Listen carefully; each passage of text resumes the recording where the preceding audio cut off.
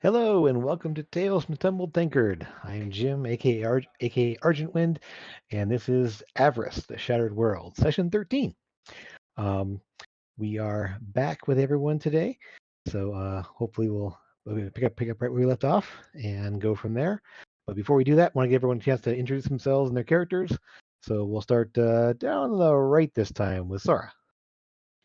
Hi, I'm Sora. I play a blue dragon king, and I'm a paladin. Good. I'm Lucas. I play a half elven bard. I'm Bernie, and I play a tabaxi sorceress called Amethyst.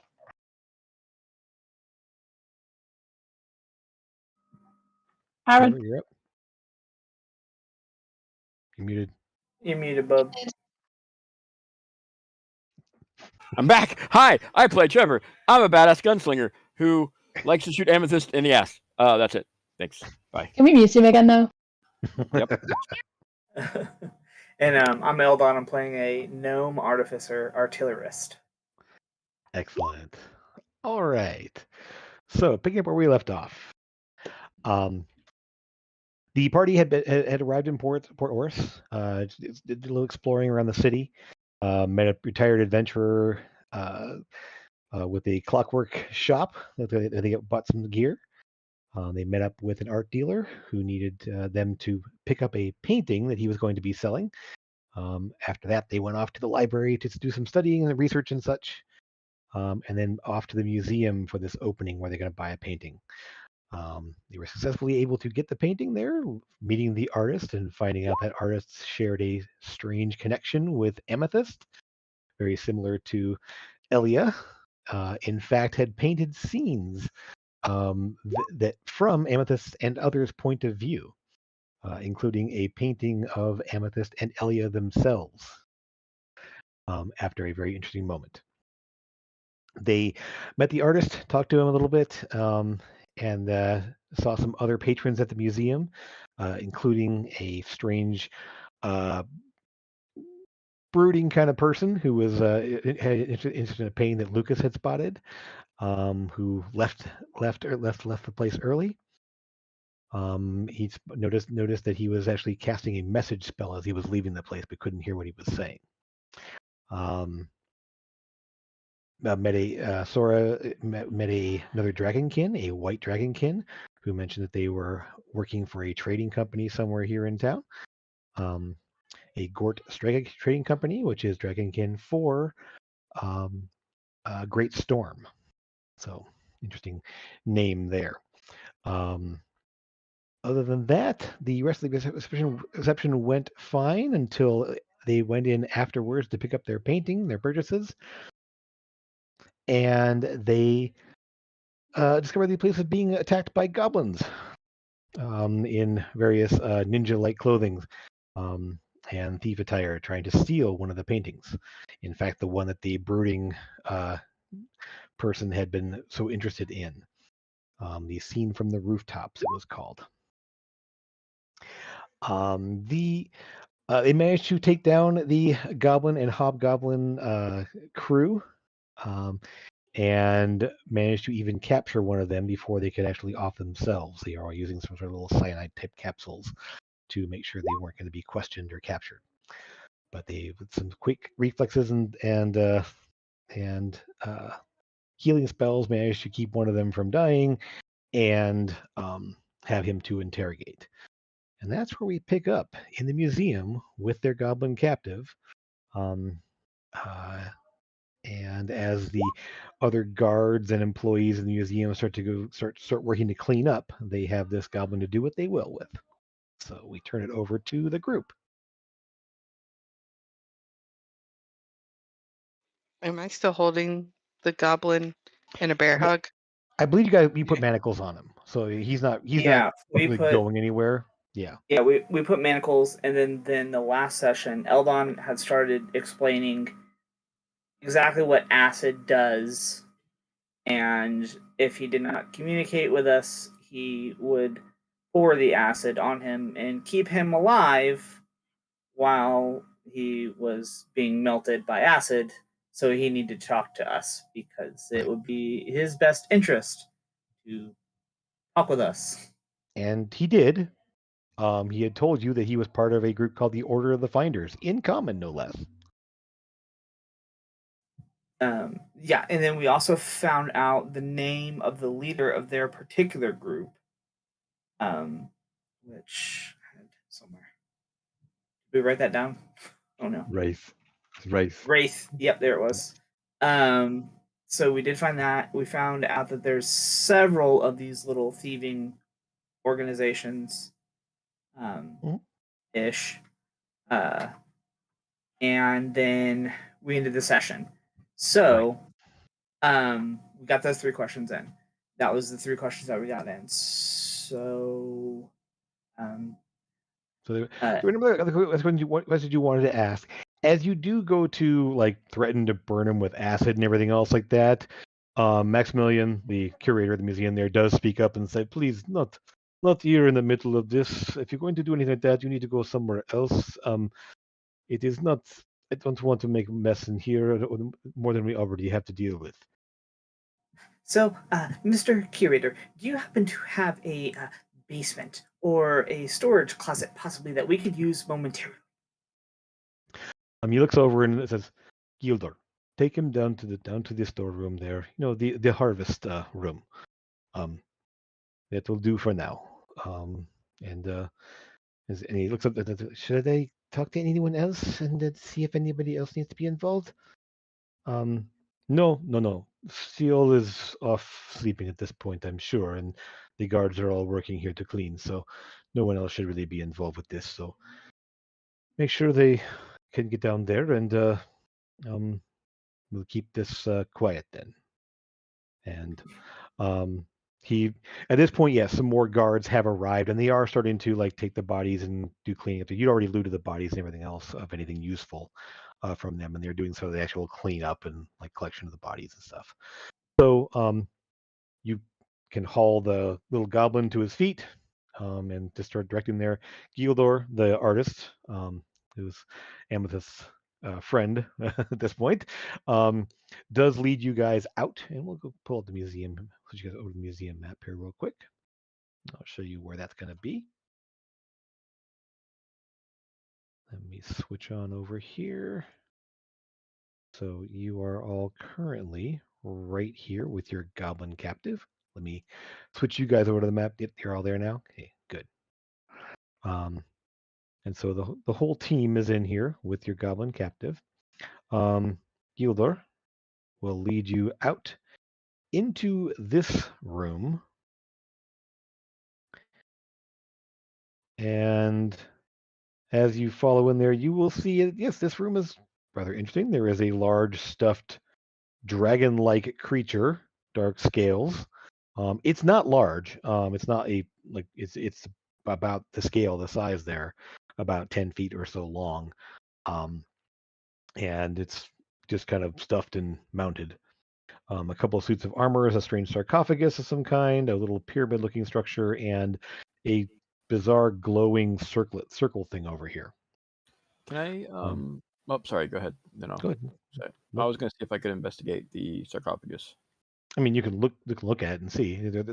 There is carvings on it. There are things all over it there. You don't. The writing is on a language you don't speak, I believe. Let me double check your languages here real fast. No, you do not. So yeah, there's writing on it, etchings on it there in a foreign script that you don't recognize. The suits of armor are sort of like very stylized plate and sort of a golden metal, golden silvery gold metal. The pyramid structure is a little stone and just carved pyramid, and this is a strange kind of like almost, it's the size about 3 feet tall metal cylinder there with some glowing, just kind of glowing from inside. Do they have name plaques or like descriptions in front of them? Nothing. Let's see. They do, but they're all names of things that just and so they're all in Sylvan, which only one person here reads. But I mean, you do have the goblin with you, so if you're gonna, so you guys are gonna, Gildor is leading you to this door over here. And let me reveal that because I just realized that's not, you can't see that door now. Yoink. There. Good. And essentially, and I won't bring up the bottom floor map there. You guys can all move along with. We'll just kind of move everyone into that space. Just be down. Why am I? Yeah. I assume. Whoops. Let's see here. What's going on? Too many people. Are you bringing Catherine with you, or just going to leave her out there in the other room, Sora? She'll come with. Okay. So she just kind of follows along there quietly there.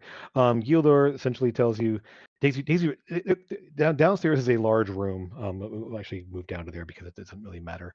There is a large open space with some pillars and everything else, and a bunch of boxes and crates and everything else that are kind of pushed against the walls. And he just tells you this is a place they use for during the harvest feast, or harvest fest, to as an attraction they set up down there for that time of year. But it's all everything's all stored away in boxes at the moment. So, but you can use this place down here for a while. I will wait upstairs, and if you need anything, come and get me, or one of the guards, and I will let you do what you need to do. Lucas asked the goblin in Goblin, Mm-hmm. why did they want that particular painting?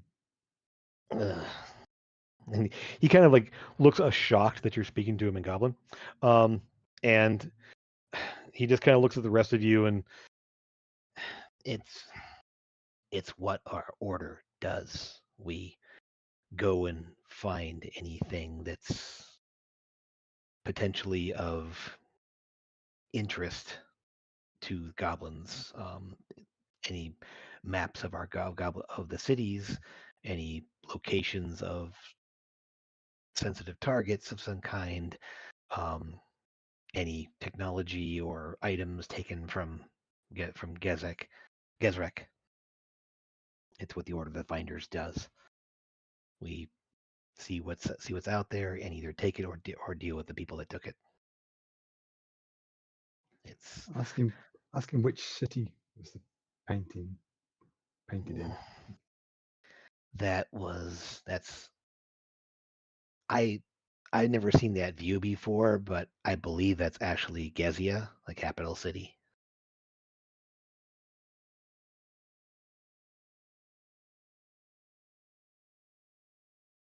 I mean, based on I didn't actually see the painting, so I don't know for sure, but I was told that's what it was. Because he never actually got into the room; he was out in the hallway. So he dropped down from here and was in the hallway. So he was actually never part of the actual grab. You can show it to him. Yeah, you guys do have it at this point. Or did you give it back? Eldon has it in. Okay. Eldon has it in the bag of holding. I will say that Maximilian will want it back because it was purchased by somebody. Oh yeah. Well then, yeah. I'll give it back. Yeah. So, sure. Yeah. He didn't like before you leave. Make sure you give it back. Yeah. We can show it to him though, can't we? Yeah, you can pull it out. Yeah. Well, question though. Before we show you, we just a few more questions. In particular, where were you supposed to meet after the theft? And how many more gangs are in the city? Or two more questions. While I am getting this, yes. And Eldon will reach in the bag of holding and go ahead and start pulling out. Okay. He's at this point he's like just sort of like at this point I will go ahead and need whoever wants to give that intimidation check there, or a persuasion check, I guess. I would love nothing more. Yeah, at this point, I mean, he is cooperating, but he's kind of clamming. He's clamming up now. When you start getting into actual now he's giving away like serious intelligence about other people there. Oh my god! Yeah. Okay. but- yeah, I think Sora She got is so scary. So essentially, you All just my kind of shiny so you just lean down into him, kind of like and show your teeth, of course, and he's just like right, okay then, I don't know. The groups all operate independently. I don't know of any other groups in this city. We tend to operate as needed. Wraith is our spotter. He's the one that goes around, and because he's human and can go around and investigate and find things. Once he finds something that needs to be grabbed, the rest of us move in and do the actual job. That's kind of how it works. Krizek is kind of the eyes that we use. Freza was the hands. That's you dealt horribly with her. The rest of us are just there to keep an eye out and deal with problems that arise or carry things for people, or just the hands, which is the muscle, I guess. It wasn't that horrible. It was quite nice for us. Oh, he actually looks over at you and kind of recoils because he watched you vaporize the monk's head. He was standing right next to you. In fact, he still got a lot of the goo on him from that. So, just so you know, you guys did go downstairs. You are so I didn't pull up the map of it because it's just a big storeroom essentially. So you actually are downstairs. Yeah, just sorry. So we're downstairs, not up here. Got it. Yeah, so I didn't pull the map. Basically, you just went essentially down the stairs with a big open space with some pillars and a bunch of boxes and stuff, and there were some other storerooms and side rooms and stuff like that. But if you wanted to sneak around down there, you can. Yeah. Okay, I'll let you know what she finds. So yeah, nobody's down there actually watching you at this point. Just it's all this stuff that's down here, for the most part. Again, the main space is a large room there with pillars lining the middle of the room, boxes against the sides.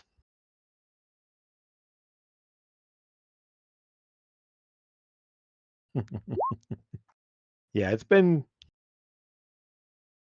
so Trevor being a little bloodthirsty. He does glance at you a couple of times because and finally Trevor, he does look at you and kind of he is manacled there. Is it hands in front or hands behind? behind. Behind, okay. Then he kind of nods at you with a kind of does look at you, Trevor. You're gonna want to get that looked at. And Krizek, he soaks his bullets in some nasty stuff, and I bet that one's still inside of you. It's gonna get infected. Yeah, I do definitely appreciate that. But you know what's funny about something similar to what you just said?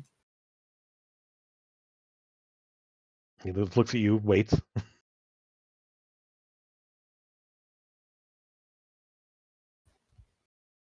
Pull out my crossbow and hit him with a. Well, it probably doesn't hit anyway. So I just, in that case, I'm going to role play that assuming it doesn't hit. Oh damn! I missed. This one does funny things too. Should I try again? I mean, No. he's kind of like just kind of actually. Let me see. Let me just roll his wisdom see if he actually flinches or not. I'm just gonna roll a d20 and see what happens. Because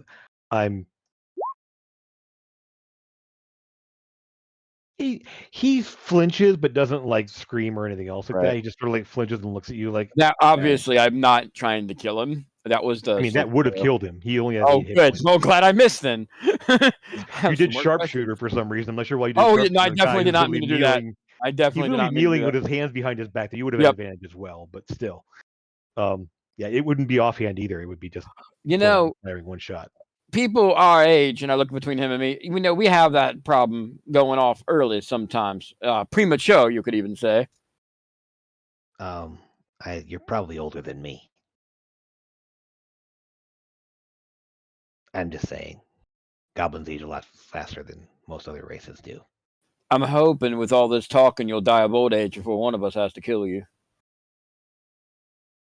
And he's Sorry. sort of like, at this point, he's sort of like Thing. looking at you like, what the hell? Like he like offered you Yeah. up some advice that you're probably going to get infected from the wounds. He's been No. cooperating, and He was being nice to you. Clearly, the thing is, I think killing him would do him a favor because clearly they all wanted to die because most of them killed themselves. well, that's the reason I'm talking. I'm a dead man, no matter what. Not necessarily. You turn me over to the military, they kill me as a spy. You let me loose, and Krizek will find, or Wraith will find me and kill me. Well, there is another option. Now, clearly, I'm going to have to talk to my group. What if we can't trust you? And just like you can't trust us, I'm sure. Why don't you stick with us for a little while? And we can decide from there, and you'll be in our custody. Just hear me out. It could be beneficial to us. Do you not want to talk about this as a group first before you make any decisions? I said we have. Well, I you said said we it in would front have of to talk him, to so you he's as a just kind of group. looking at you like, what? I literally just said Really? it. I've had worse ideas that haven't worked out. What's the worst that could happen? We kill him anyway. If anything, he runs out for the bad guys, does a punchy punch, gets eaten by something big, and we get more shots in. So you're saying I work for you? That's exactly what I'm saying. Assuming, of course, because I got news for you. See the one with the pointy teeth? She's the nice one out of all of us. See that one over there in the purple? She's not so much. She will eat your heart out. Literally. Too. I just That's not shake my hurtful, head and Heather. start flipping the Just sort coin. of like, I pat your head and say, "Sure you do." Listen, I get no joy out of killing. Sorry, I can't even say that with a straight face. I would love nothing more than end this now. But clearly, you've had an opportunity to. Hold on. he's I at the point, like, who are you people? I mean, you're obviously not from Gervon. I mean, Nope. Tabaxi, Dragonkin, no. We're from all over. We are Not from- quite literally from all over the continent. Yeah. Let me ask you this, little one. He's probably like a foot and a half taller, like a couple inches taller at this point. A Yeah, couple inches taller, yeah. He's about Okay. 3'8". right, Yeah. right. What do you want to do?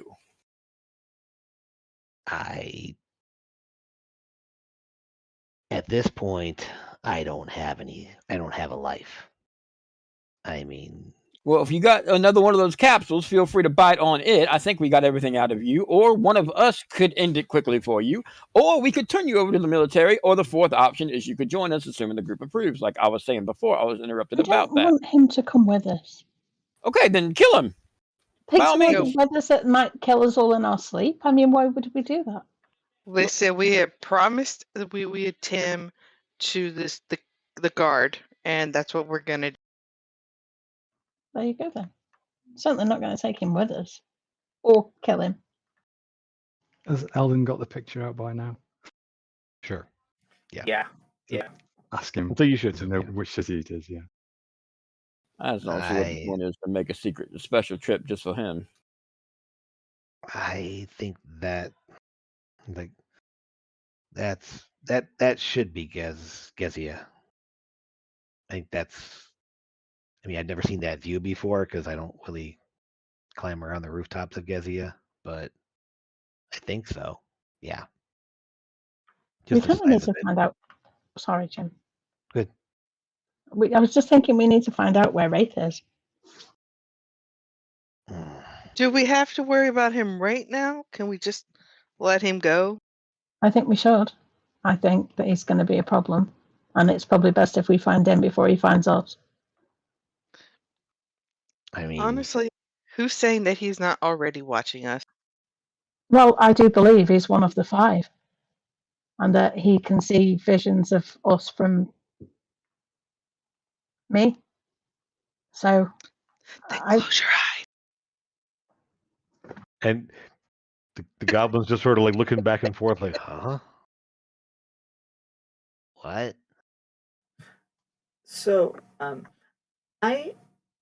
do not think it would be in our best interest to have a goblin following us around. Although, well, not goblin, but this specific individual, maybe not in our best interest to have him tagging along. You know, I never said we uncuff him, right? You never did. Yes. He's still cuffed. Yeah. So, then again, he is dead no matter what happens.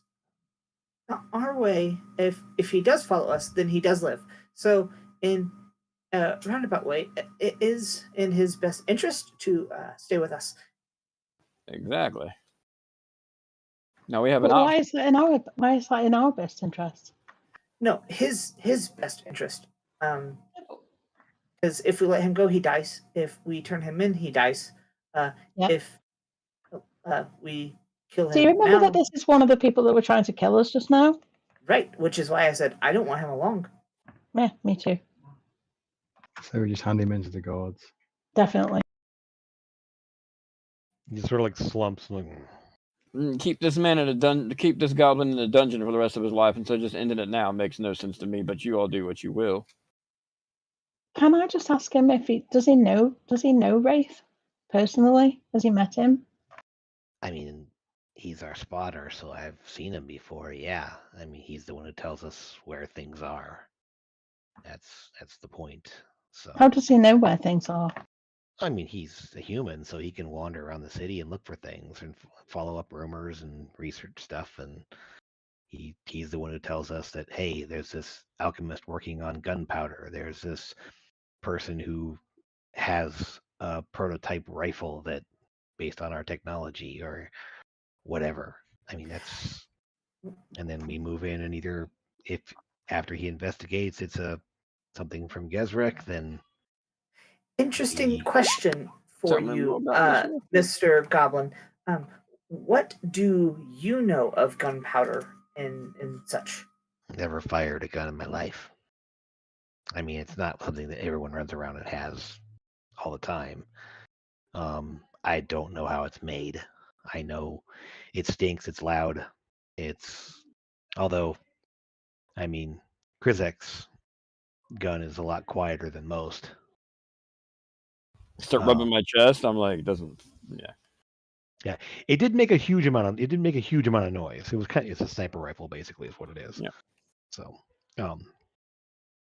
so yeah, there was a puff of smoke. There was a bang, but it wasn't like a thundering bang across everything. Gotcha. I mean, finding him is going to be hard. He changes his appearance all the time. And Krizak's going to be lying low. Do you know if he has visions? I don't know what you're talking about. Okay, thank you. I mean, That's all. he's kind of a spooky guy, so I don't know. Maybe he does. Does he talk to himself? Yeah. I think he talks to something else too. I don't know. Like he's talking to someone sometimes. Maybe and like a then listening vision. for answers back. Maybe, I don't know. Like I said, I don't spend a lot of time around him, but some of the others have, Hmm. and they talk. I mean, yeah. Well, do we have any more questions for this individual? I want his name and the name of all the other people that were here so that we can give them to Wraith when we meet him. I'm Bezim.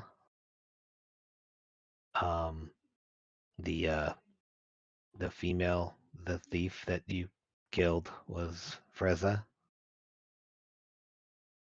Karesk was the sniper.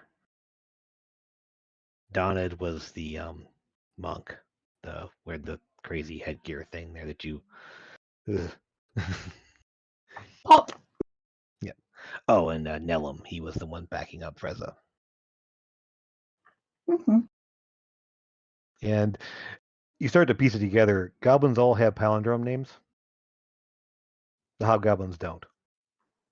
Right. Okay. Mesum, So- Nellum, Donad. Now I've heard 3 different opinions. What do you all plan on doing with this one since he's been most cooperative? Turn him over to the guard, or simply kill him here where we stand? I vote to turn him into the guard. Yeah, turn him into the guard. That's How where about- he's going. Great. Well, We'll He turn just you kind of in. like the shoulders kind of slump. The most we can do here for you is, I mean, you have that option. We could end you now, or we could take you in. But that being said, I'll do my best to put in a good word for you. Not that it's going to mean much. Maybe they'll kill you quicker. Maybe you'll get a life sentence. Who knows? But we do appreciate the cooperation nonetheless. And I'm like 3% sorry that I killed most of your friends. We did. hmm. It happens. Who killed that baby dragon, by the way? Occupational hazard. I don't know. That's never seen one of those before. That's a shame, isn't it? He's so cute. I mean, there's some green ones that live in the forest, in the jungles. I've seen them. I'm pretty sure. Have I seen something like? I know what that is. Obviously, that's a drake. drake. But it's my character. Yeah, that I don't know if my character's seen it or not. They've been around. I mean, He's seen a lot of creatures. He's spent a lot of time in the Yeah. wilderness and stuff like that, tracking people down and whatnot. And so Mhm. I've seen it. They're before. not super common in the more central area. They're kind of the mountains out in the jungles. The more Yeah. extreme environments, they tend to gravitate from there. I'm going to ask the So- goblin: Is Wraith a spellcaster? I think so. I'd never seen him fight. He doesn't go with us on grabs like this. So, but I've seen him do things I think are magic. So I don't know how he's done. I mean, know how he does it.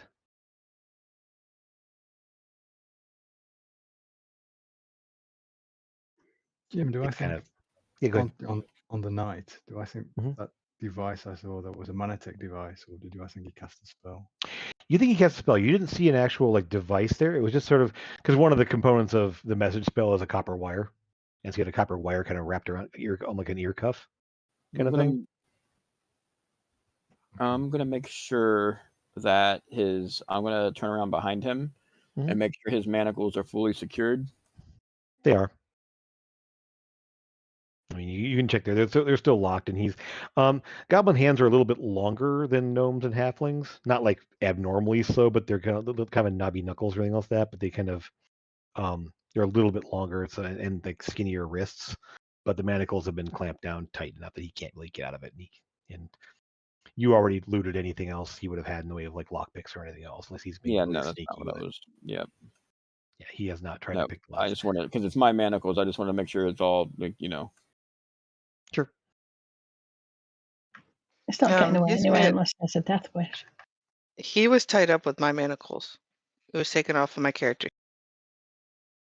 Oh, How do I you thought have we- those? Yeah, I was gonna say I She thought we does. used mine. Yeah, I mean, I think, That's what- yeah, I know you guys had a couple of sets. So yeah, you have the ankle there. You can bring him out to the guard. So that's the consensus. He just sort of, I mean, he doesn't struggle. He doesn't fight against you because, I mean, he's at this point kind of resigned to what he's doing. Like, so. Can I Yeah. look at that sarcophagus before we leave? Sure. You see just sort of a name that you don't recognize. Niralana is the name that's on it there. Put to rest forevermore. Sort of in sort of Sylvan script around there. And then there's a little placard there, also a little placard also in Sylvan. It's just kind of set kind of down near the base there. It just says the body is no longer inside this coffin. Is actually a replica of the burial chamber, the burial sarcophagus of Niralana. Thank goodness. When we go to turn him in, I want to tell the guard that I'm turning him into. He didn't actually attack anybody but me. No, this is the one that was inside. This is the one that was attacking. This is the one that was in the hallway next to the monk. Yeah, The didn't he one attack that, the guard?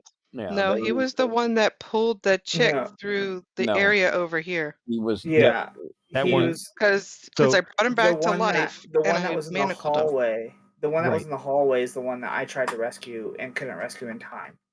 Yeah. okay. Okay, so Yeah, so this one was sure. the one that I was after. Okay. Okay. That's fine. In that case, yeah. Let's see then. Did he ever?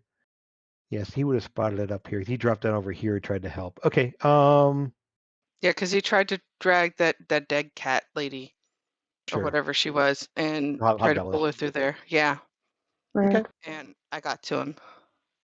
Okay. There were 3 goblins in the same attire there, and I know 2 of them managed to pop their capsules. One and when you tried to revive them. Yeah, we were in that one side of room them- when I the pulled last the one you thing out of. stopped. I have a capsule in my inventory. No, he was utterly dead. That's right. And so you Yeah, just yeah. pulled the capsule out of that. So dead I just one. pulled the Yeah, capsule out of the dead one. Yeah. One you woke up and he popped the capsule, and the other one you stopped him from doing that. So he held Right. his mouth open, couldn't do it. That's right. Okay. I think Amethyst was able to stop him from eating his capsule.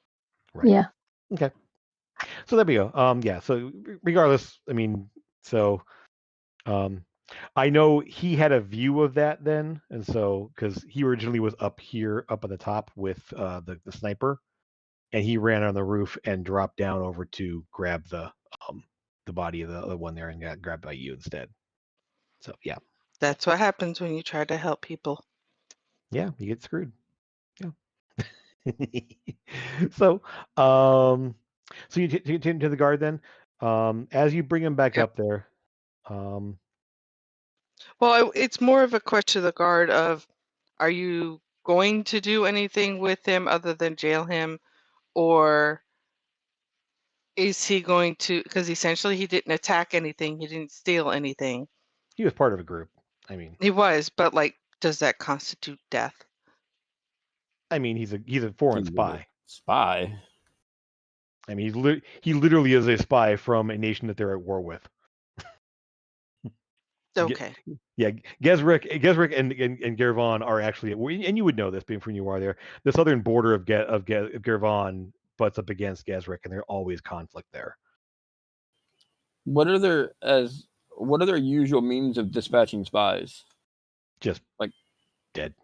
Beheading. I mean, like yeah, more than likely. hanging, or yeah, okay. I mean, it depends on the outfit. There's no like ritualized thing like that. They just take him out.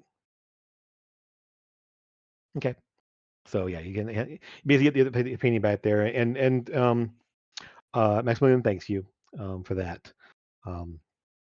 The guardhouse, and I'm going to switch you guys over if we're done here at the museum. Yeah. Except for Catherine, but Okay, so Catherine will catch up with you as you leave. I'm going to move you over to the map here and zoom in a little bit.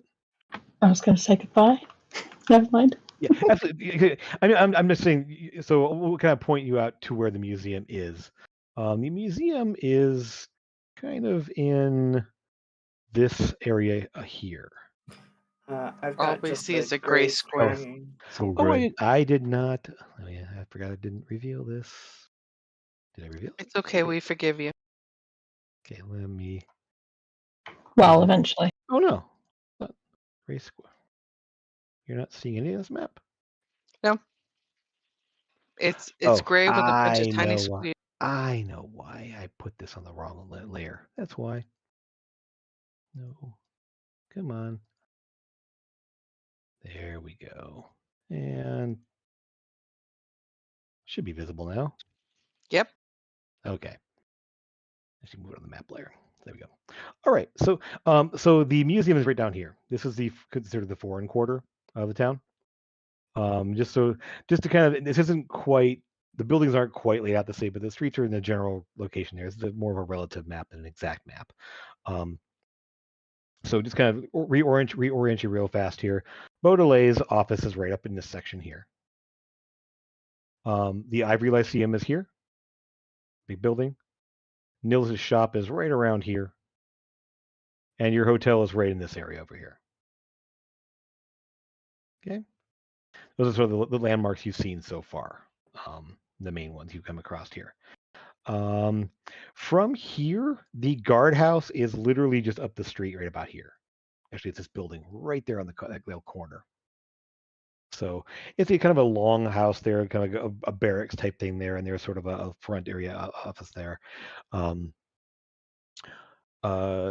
guards are surprised when you drag a goblin in there, and obviously thankful that this person. And when you explain what happened, essentially, they take it very seriously, and obviously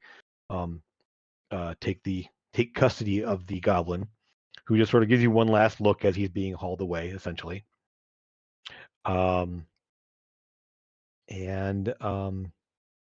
Trevor. Yeah. One thing you will spot, so the guard, sort of also like a reception area, kind of check-in, kind of that, kind of like a police precinct kind of thing. Right. And there is a board on the wall over there that you've seen this in other places. There, it basically has bounties. Oh. One catches your eye. It's very faded, a bit tattered, but it is a bounty for 1 shade. For multiple counts of murder and theft. And there's the picture of it is very sort of blurry because, and it's basically, yes, the serial killer that you had run into before. Well, wonders never cease. It is a high priority bounty, but it's been there for a long time, obviously, that no one's been able to claim this one. All right. Well, I'm going to take it. I mean, essentially, it's there, so you don't really take it off there. Physically, it's like there's the information. Does it say where his last known location was or anything like that? It doesn't really specify if it's multiple counts of murder and theft throughout Port Oruss and beyond. At this point, yeah, it doesn't go into too many details because I guess there's been a few too many. How much is the bounty for? It doesn't say specifically, but Trevor, you would guess based on what's there in the thousands. Mm-hmm. Typically, it'd be in fact, it's been there for a long time, and there's multiple counts, multiple crimes, multiple counts of that. This would be a high price bounty. The highest one you've ever seen is about 5,000 gold. Yep.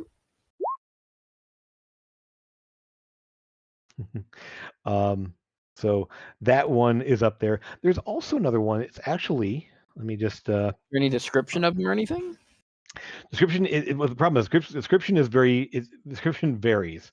This is the problem with the shade, is that they can change their appearance at will. Awesome. And so it's one of those ones of they've been suspected a number of murders, and it's just one of those. The MO is always takes on the appearance of somebody nearby, kills, takes stuff.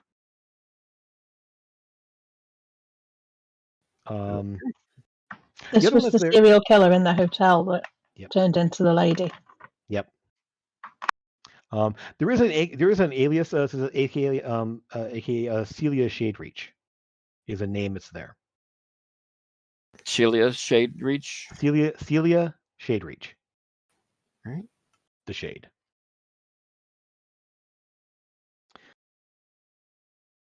There is also a notice. It's similar to a bounty, but it's more like a notice of a missing property. From the Drakal Embassy. They are offering 2,500 gold for the return of a missing statuette that has been stolen. And it has a little picture of what looks like a brass dragon like kind of like kind of crouched down, mouth open, leaning forward there. It's looks like a drake, but much more detailed with wings and 4 limbs. And Sora, you would recognize dragon iconography. Is that this is actually a brass dragon statue that has been stolen, and the Drakol embassy wants it back. Oh, we're doing that. So that is something else out there.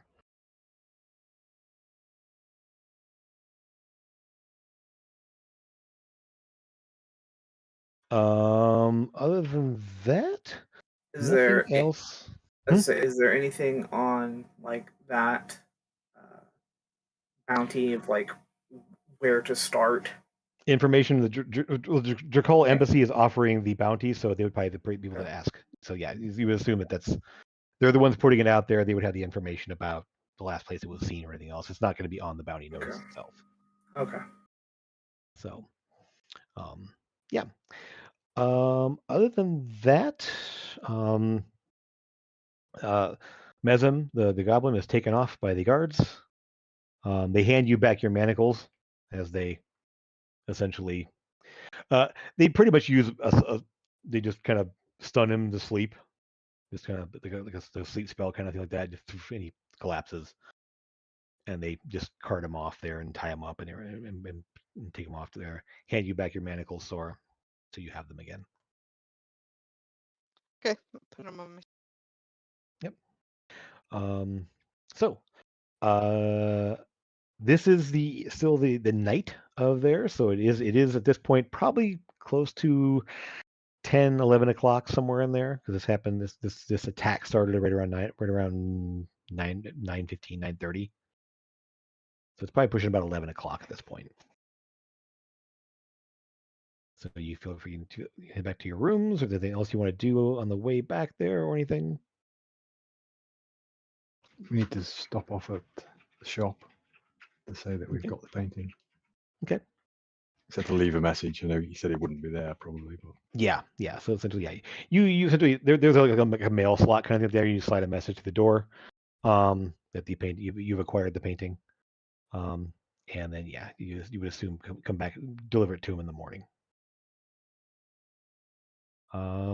Anything else you want to do on the way home? On the way back to your hotel, I should say. Okay. In that case, everyone give me perception checks. Yay! I love those. Mm-hmm. Can I have my bird do it? If your bird's up flying around and you're walking around Yeah. blind, actually, no, Well, it can really read what it says. I'll hold on Ouch. to I'll hold on to Well, I think you can have it like relay what it sees to you, and so if that's what you want instead. yeah, that's what I want. That's Yeah. All right, amethyst. Cool. Lucas. All right. Okay. Yeah. Sora, you kind of just kind of like actually this will have something for that. Okay. So hold on, 12. All right. Cool. So as you're crossing the bridge here, Sora, the reason you don't really see anything is that straight ahead, this rather large structure right across from the bridge, before you actually came across the second bridge and down here, but as you're crossing this first bridge, before you is a massive temple.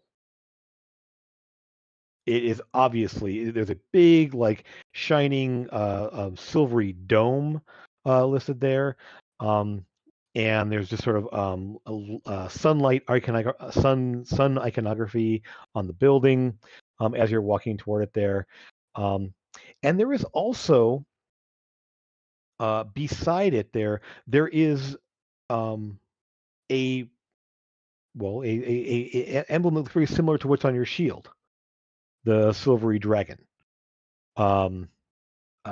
rearing up there, and then a figure, sort of a glowing humanoid figure on the other side of the main doors as you're walking toward it there. So this is kind of like, whoa. You would have probably been in the city before, so you probably know this would be the Temple of Light, they call it there. And Bahamut is one of the ones featured here. So you kind of, so as you're walking toward, you're like, oh wow. The other is Fultus, the god of light, and so there's sort of the two like primarily good aligned deities that are all light and everything else. Then I'm going to probably just keep walking into the temple. Sure. So you kind of head on in there. As you cross the bridge there, Sora just kind of keeps going straight. And Catherine is talking to you as you're sitting there, saying, one of the rooms was obviously a storeroom. There's a lot of boxes and crates all sealed up. The other one had a whole bunch of things in cases, like glass cases, and things laid out that were obviously like being researched, some pottery shards being assembled, that kind of thing. Museum kind of artifacts that are being studied or um, cataloged, I guess it would be probably the best word for it. Really nothing that's out of the ordinary, I would assume. I didn't see anything that looked sinister or strange, but yeah, that's what she saw in the two side rooms that were down in the basement there. So nothing weird or Not that something she that shouldn't be there. not that she would notice really for the most part. I mean, there wasn't anything like odd, no like the dark artifacts or giants like demonic skulls or anything else like that. It was mostly just like pottery shards or like wooden like idols of some kind. There nothing that was glowing or looking weird. It was like just obviously like a storeroom or a place they're like cataloging artifacts or whatever you would find in a museum. Okay. I mean, she didn't see anything that it was alarming that she spotted when she was in there, but she wasn't like going through drawers or looking through everything. She sort of looked around in there and saw what was there. Right. Cool. Yeah. Trevor, you are sort of like just kind of like doing that, like I'm looking everywhere kind of thing. Yep. Just sort of keeping an eye on everything at once, but not really spotting anything out of the ordinary or strange. Eldon, same thing. You and your owl both looking around. You're sort of taken in by the you sort of get taken in by the structure of the bridge itself, because you notice as you're walking on the bridge, underneath the bridge, there's a whole series of like shacks and like structures that are built under the bridge, like hanging off the bottom of the bridge itself. And you can see there's people kind of walking on these walkways and little ladders and scaffoldings and everything else like that. So underneath the bridge itself. The bridge is about maybe 50 to 100 feet off of the water above the river. So it's kind of this arcing bridge over the top. It's about 50 feet, actually probably about 50 to 60 feet roughly there. So there's sort of a good swell to it, not a huge thing there. So yeah, it's pretty far off the water itself there, but the structures extend down almost 20 feet, like 2 stories below the bridge. So you're kind of like, and so your owl kind of swoops, as you kind of take note of that, the owl kind of swoops around in there, and there's people walking around structures. There's lantern lights and little cooking structures and stuff like that around there, and people kind of wandering around doing their thing. Fairly lower class looking people. They aren't dressed in rags, but they're definitely not dressed in any kind of finery or anything else, or having anything fancy or shiny. Lucas and Amethyst, as you cross, you kind of get this sensation of being watched, but nothing that's like, oh, there's this person over here, there's this person over there. It's sort of that itching feeling of like somebody's watching you, but you never quite spot where it's coming from. Like there's the prickle on the back of your neck. You're not attacked or anything else like that. You're not nothing strange there. But you do kind of catch that feeling as you're walking over the bridge, and then it sort of subsides as you go as you get closer to the temple. And Sora, you head on into the temple. Mm-hmm. It's essentially the opening of the temple. You are allowed to. The front doors are open. And you could in sort of a grand entryway, vestibule kind of thing like that. And there's just more statuary inside. It's very bright, like whitewashed walls, a lot of silver and gold details up in the rafters and on some of the etchings on the walls and everything else like that in here. It's not like it's like glittering gold, like, oh my God, it's so bright. But it is sort of that warm sunlight almost, even though it's nighttime. As you walk in, you feel like it's almost like the warmth of the sun on your skin and on your scales as you walk in. And there is, you can see that there's definitely the kind of the sunrise motif of Foltis above the interior doors, and those are currently closed. There is an acolyte who steps in and sees you as you walk in there, and he is wearing it's a human acolyte there, but he is wearing white robes with the dragon motif on the chest there, and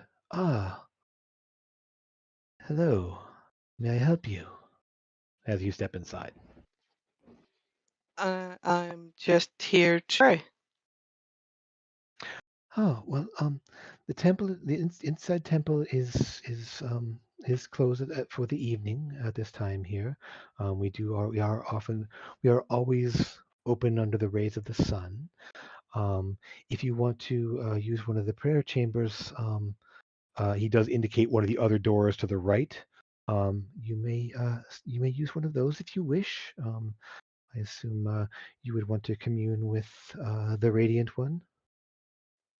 Bahamut, yes. Of course. And so the rest of you, do you follow her in, or you stay outside? No, stay outside. Okay. I'll go in. I'm Okay. interested. Sure. Yeah, that's about you. I want to see her imaginary friend. Okay. Her. Okay. So, Hi.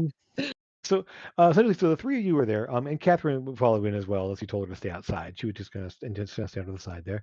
Would you all want to move into the prayer chamber, or would you stay out, or just you? And you can see as you have your the emblem on your shield there. He's just like, I'll turn around and look at the group who came in and said, "Yeah, we'll all go in one." Okay, so essentially, you into as he walks over and opens up the doors there, and essentially it's sort of a narrow hallway with rooms to either side, and just sort of all linked down there. And there's a window at the far end that is like kind of leaded glass and has okay. Um, and in the wall there, it's all stone, but it is all sort of pale, like not quite marble, but this pale stone that does have little streaks of like white quartz or silvery materials, kind of veins of silvery, glittering. Like mica and such, shot through the walls as you walk down this little hallway. Each door is a little arched doorway there, and he just opens up the first one for you there and leans inside. And inside is sort of a small shrine, and there is a dragon, stone dragon statue there with sort of a white stone floor around it. Um, take your time. If you need anything, please let me know. But the room's about 8 by 8, so enough space for multiple people to be inside there. Um, not a large room, but not enough that you feel like crammed in there as you step inside. So, Sora, go ahead and give me. Let's see, what's the best? Give me a wisdom check. Actually, charisma check. We'll just call it a charisma check, since that's what you use for spellcasting. Okay. So as you Gotta kneel, save. it's fine. It works Okay. out fine. Yeah. You all, it's very quiet and calm in here. And Sora, as you kneel, or bow your head, or however you there, you feel that sort of same peaceful feeling you do whenever you meditate or pray or anything else like that. However, this time you hear a voice. Mm-mm. The other two don't hear anything, just you. And This there's sort of a is soft growl of something large and definitely large and powerful. You. so I don't look scared, but I am trembling inside. Of course, that makes sense. Child, you are on a path. You must beware. Beware of what? Those of the metallic have a deep corruption that grows. You have the power to do something about it at some point. Don't shy away.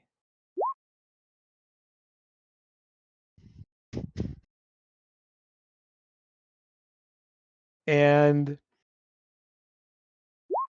there's just a kind of that like this like low breathing sound. And you've heard that sort of like that peaceful, like just low, it's kind of like almost like a rumbling purr of a cat, but just more that low, just sort of like, and it sort of fades away for the moment there. And you're left feeling at peace. You will have all of your lay on hands restored. So you did use some earlier, so it will be restored. Along with so you didn't use and you use a divine sense as well. I think you maybe used one earlier. I did. Okay, yeah. None of your spell slots or anything else come back from this, but yeah, just those two things, you feel sort of the rejuvenating, peaceful feeling as it comes over you there, and those are restored. The I voice turn fades. around. Yeah. Okay. As it fades, I'll turn around and I'll be like, "Did you hear him?" No. No. Oh, he was here. You saw her react, but you didn't hear anything specifically. That's just normal for me, though. This is true.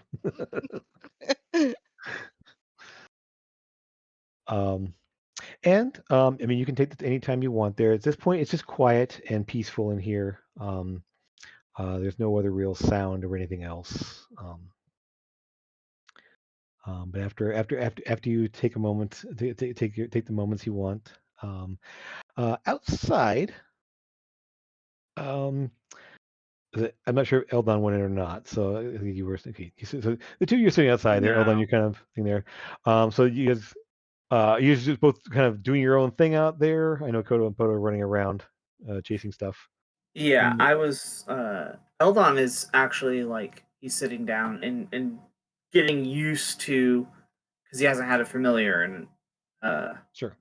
in a minute, so he's like trying to get used to like that sensation of like exiting out of seeing through his familiar's eyes and communicating with him, getting into his familiar's eyes and communicating with him, exiting, communicating, Sure. like just like Yeah. constant trying to like get used to that sensation Yep. to make it a little easier.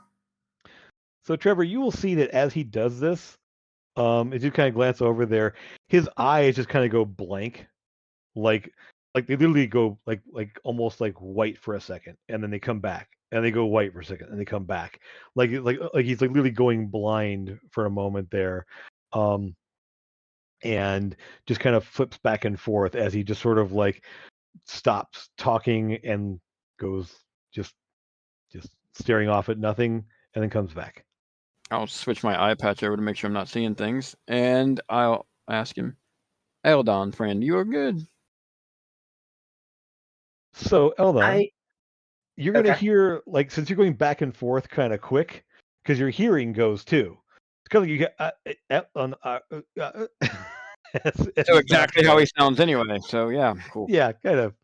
So After another couple of tries, I'll end. I'll turn. I am quite sorry, Mr. Trevor. I did not actually pick up what you said. I said, please stop calling me Mr. Trevor.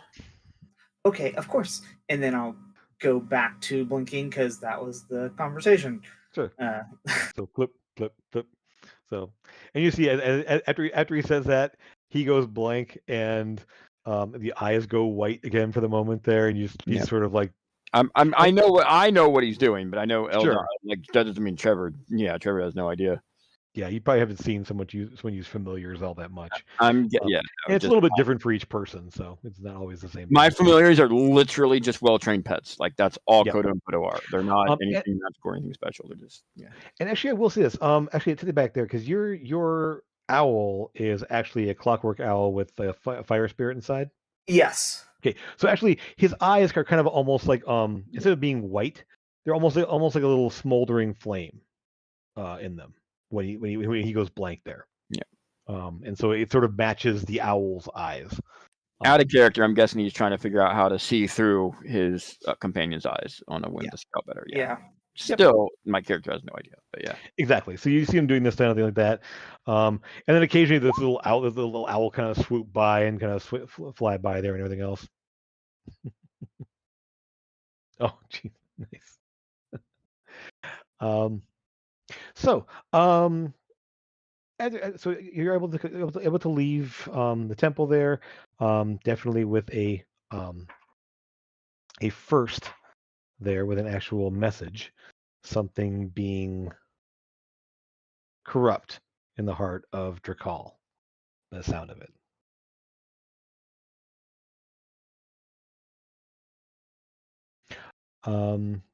Yeah, heading back to the hotel. Back to the hotel at this point. Yeah. Okay. You know, beauty sleep. I need to get my spell slots back. I used them all. Yeah, you guys, few to pretty good beating too. Trevor, as you're walking, you do start to feel a little bit. There's a bit of an ache in your chest that's not normal, even though you've been healed. There's sort of a weird pressure.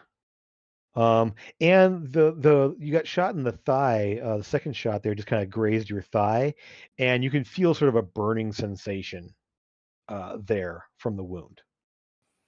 Okay. Well, in that case, so feeling that burning and then hearing what the hobgoblin, or is it a hobgoblin, or was that one a hobgoblin or a goblin? He was a goblin. Yeah, he was a goblin.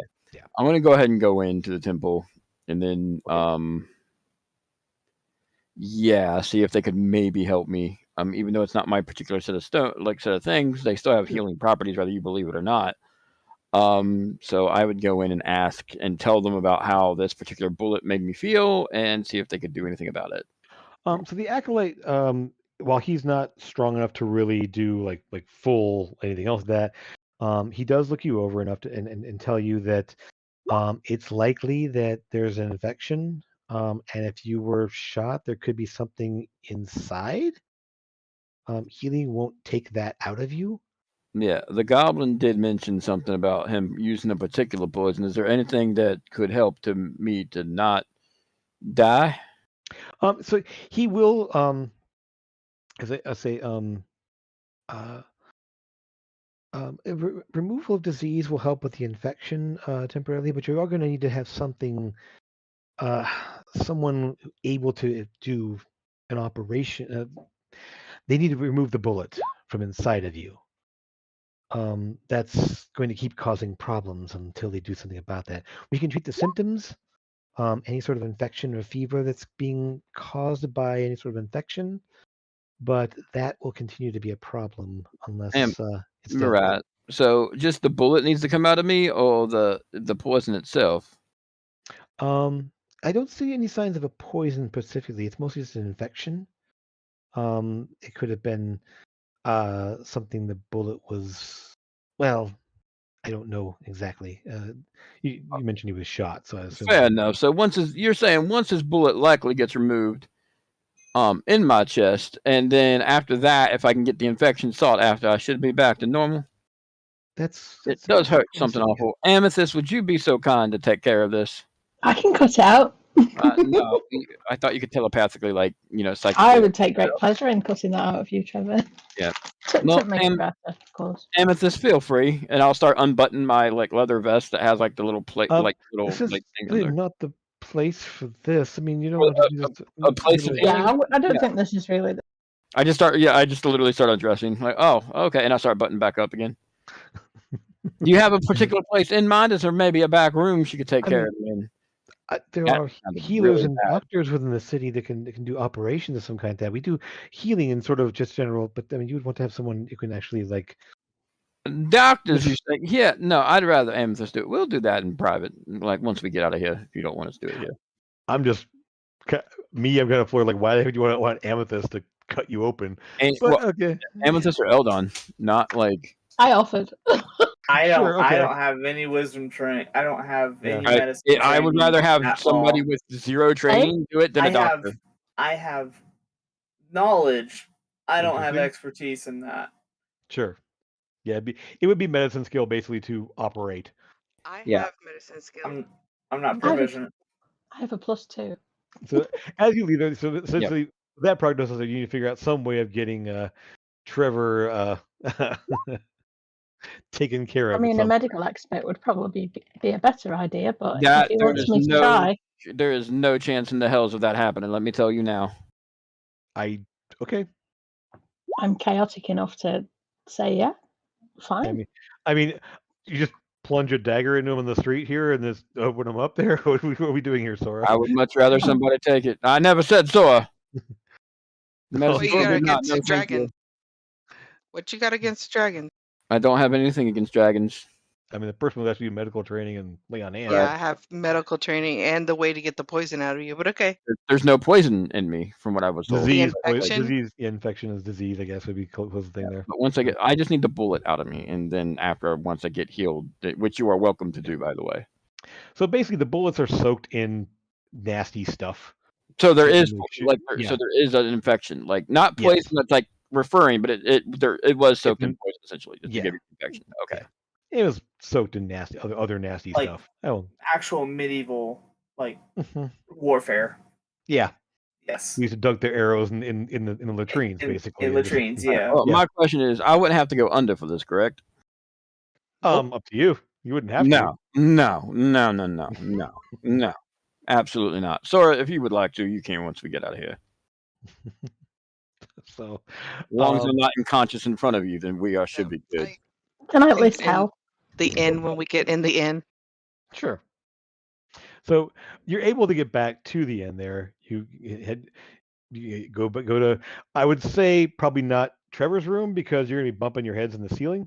I like how, by the way, that a temple is not a good place to get a bullet removed, but the inn is fine where we sleep. Yeah, nobody prays in the inn.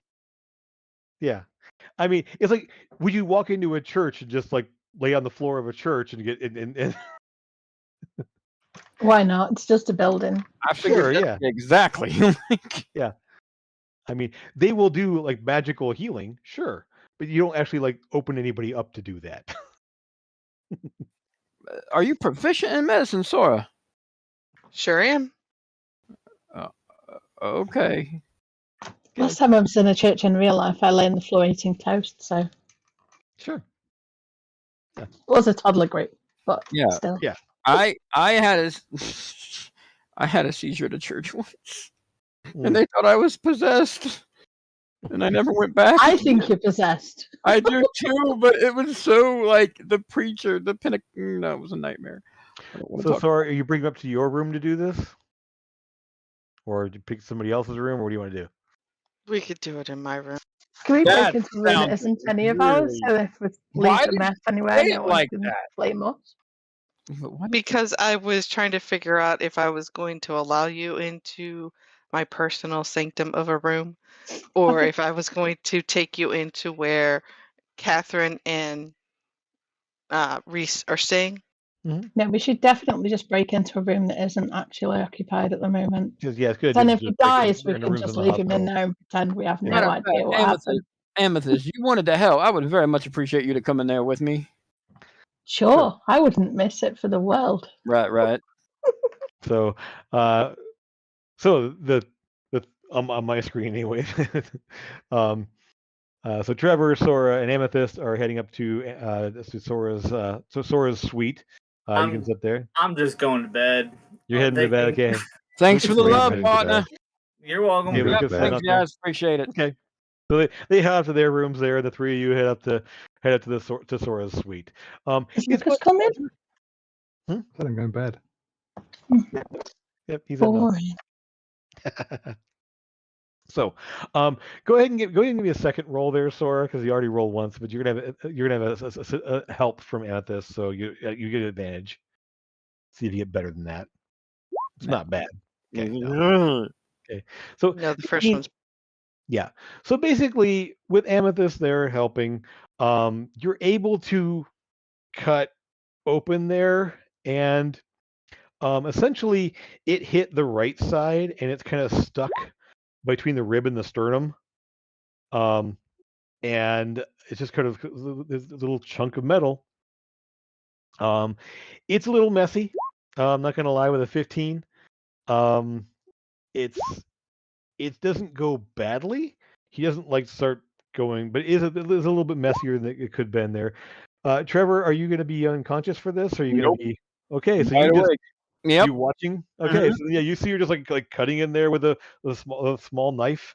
And Sora, just, I'm really glad I let you do this. I put beef jerky in your mouth. This is not the time for food. Give me something to actually buy. Oh, never mind. This jerky is quite hard. Okay, this will work. This will work just fine. Yep. So you're able to remove the bullet there, and with lay on hands, you're able to remove the infection that's obviously already setting in. You can see the kind of the wound is especially inside there, though it was healed. There is an infection there as there's a redness around the wound and everything else, and so lay on hands is able to keep him from going badly. Does it need cauterizing? She was digging in me. It might. Yeah, sure. Go for it. I have firebolt. Firebolt, yeah. Firebolt. I'm pretty sure lay on hands closes wounds. By the way, guys, I'm pretty Sure sure. does. I'm You pretty sure sure it does. Like, okay, I don't know if that's I necessary. mean, Amethyst, if you want to, you can, but No. That's okay. fine. So you at one point, Amethyst is sort of leaning over there, and you see the hands start to glow as you're like, and both of you kind of like, no, just shut, and so lay on hands takes care of it enough to the point where, with a good long rest now, Trevor, you should be in better shape in the morning. You're still down quite a few hit points overall, but you're enough to be able to long rest and not have a problem with infection or anything else like that. Mm-hmm. So, anything else for the evening other than this excitement here? What shall we do? Apparently, everybody else wants to go to sleep. Yeah, but they're boring. It must be nearly midnight by now. Yeah, well, at this point, probably after midnight, because because Getting up took over early? the temple for a bit there, and then I had to walk through the streets and him come back and. You got no spells to learn, Amethyst? Yeah, but as long as I get 8 hours, have you got any plans in the morning? I'm okay. Breakfast? Well, yeah, apart from breakfast. I'm gonna clean up and then go to bed. And then, Yep. as far as Shoot him out of the breakfast room. goes, there's not anything really I wanted to do. Okay. I'm going to see if the what time is it getting? It's after midnight. Okay. Well, I would love to get my leather vest. Like, I can do that in the morning. Better yet, I can do it myself. Does anyone? Somebody I thought took a glove of mending, didn't they? They bought a glove of mending from Nimbus, I thought. Am I Not crazy? me. I had the mage armor one. Let me see. I know there was one in the shop there. Let me see if it actually got. It's probably Oldon. Might be. Mage armor bracer. Either way. Let me double check that. I think that might be the case. Where is Elmy? Stepped away. Yep, hand of repair. That's what it was. He'd be right back. Yeah, I think so. Essentially, you can kind of stitch it together. I mean, in fact, there wasn't. It wasn't really. It was a really small hole from the shot that you took. And obviously, I'm sure she didn't cut it open to get at your chest there. So yeah, it's not hard to repair, just to stitch it together. You're able to do that. But actually, the shot to your pants is a little worse. Actually just kind of like grazed grazed your thigh. Right. Probably a little more of a slash across the pants there. So you're able to mend them enough to they're not like open holes or anything else. But it's not a great job. All right. So, let me double check here. So one thing, Sora, so one thing that you had mentioned before, and I want to put it out there to you, is the bank deposit slip. You were considering. Oh, we lost them. Oh no. Oh, Okay, am I back? yeah, you're back. Yep. Yeah. Yeah. We thought you were talking at one point. Is everything okay? Yeah, I was trying to figure out what was going on. Okay. Yeah, it wasn't hearing you, and all of a sudden it clicked off there. So yeah, you went away for a minute. Okay, I'm back. Okay. All right. So one thing you had asked before there, and we're thinking about was the bank deposit slip that you guys have. Yes. So that slip has two pieces of information on it. Well, a few different pieces of information on it that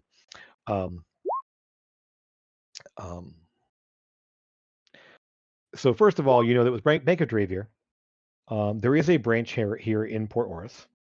There's actually one in Short Haven and Port Oruss as well, and Dravier itself. It's kind of the main bank of Gervon, but the headquarters is in Dravier. It has, obviously, the deposit amount was 4,000 gold. It was there. The name on the slip is Briala Prizold. And there's an account number on it. Now, we can't obviously sneak in and get it, can we? well, you know this. While you don't do a lot of the banking or else, you've escorted people to the bank and such as that, because obviously if you can deposit the money, so you've been acting as like go with him to make sure nothing happens to them, kind of thing like that. So you know that for the bank, like a bank like this one especially, you would need obviously you would need to have your account number, and you would need some form of ID that the bank gives out. And so typically it's a card with the person's likeness on it. So in order to actually withdraw or deposit in the bank there, you need the ID card. So they need their ID card. Yes. So And this is the bank deposit slip from at the house? Yeah, the one you found there. So it had a little slip there, and so yeah, it had the name and the account number and the amount. So again, it was Briala Prizold 496,028, and then the amount of 4,000 gold. Now you don't know if there's other money in the account. That's how much was deposited that time on this slip. So there could be more in the bank itself as part of the account. Without having a way to access, you're not sure. So you would know that at the very least you would need to get the ID for it.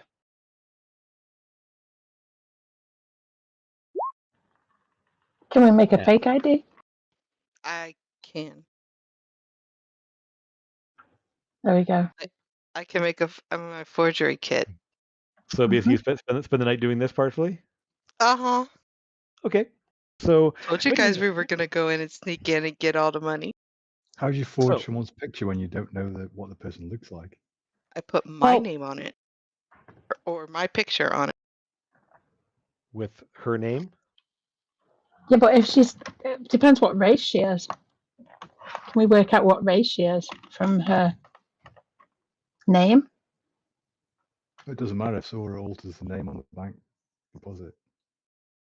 I know, but the account's still going to be in the other person's name, isn't it? Yeah. So it'll be in the other person's name with my picture on it. We might be better off trying to find out what she actually looks like, and then for me to just look like her. Yeah, she might be a gnome or Sora a can horse. do it too. Yeah, I can. I have a manatech that lets me look like people's. Yeah. Both you do. Okay. Both you do. Yeah. You saw what she looked like as an undead. We did see what she looked like as an undead, but I don't remember what that is right. Wasn't she Um, human? You think so? I mean, she was white, so she was very much withered and nasty looking. But you're pretty sure she's a human. Could have been a half elf. Hard to tell. So wear a hat. Well, I, Cover the Who's ears. disguised self? Do you want me to roll for my disguised self? I mean, you can try. The problem is that you're trying to base yourself looking at what you look like as undead. So to know what you wouldn't know the color of her skin. You wouldn't know like the color of her eyes. You wouldn't know anything about the details there. Wasn't there a bit of the family? So you did find some things out about them, about her. So because you know that she had a fake holy symbol, but She along with did that, have a fake holy symbol. but you also know that she had a real one along in the same box with the deposit slip.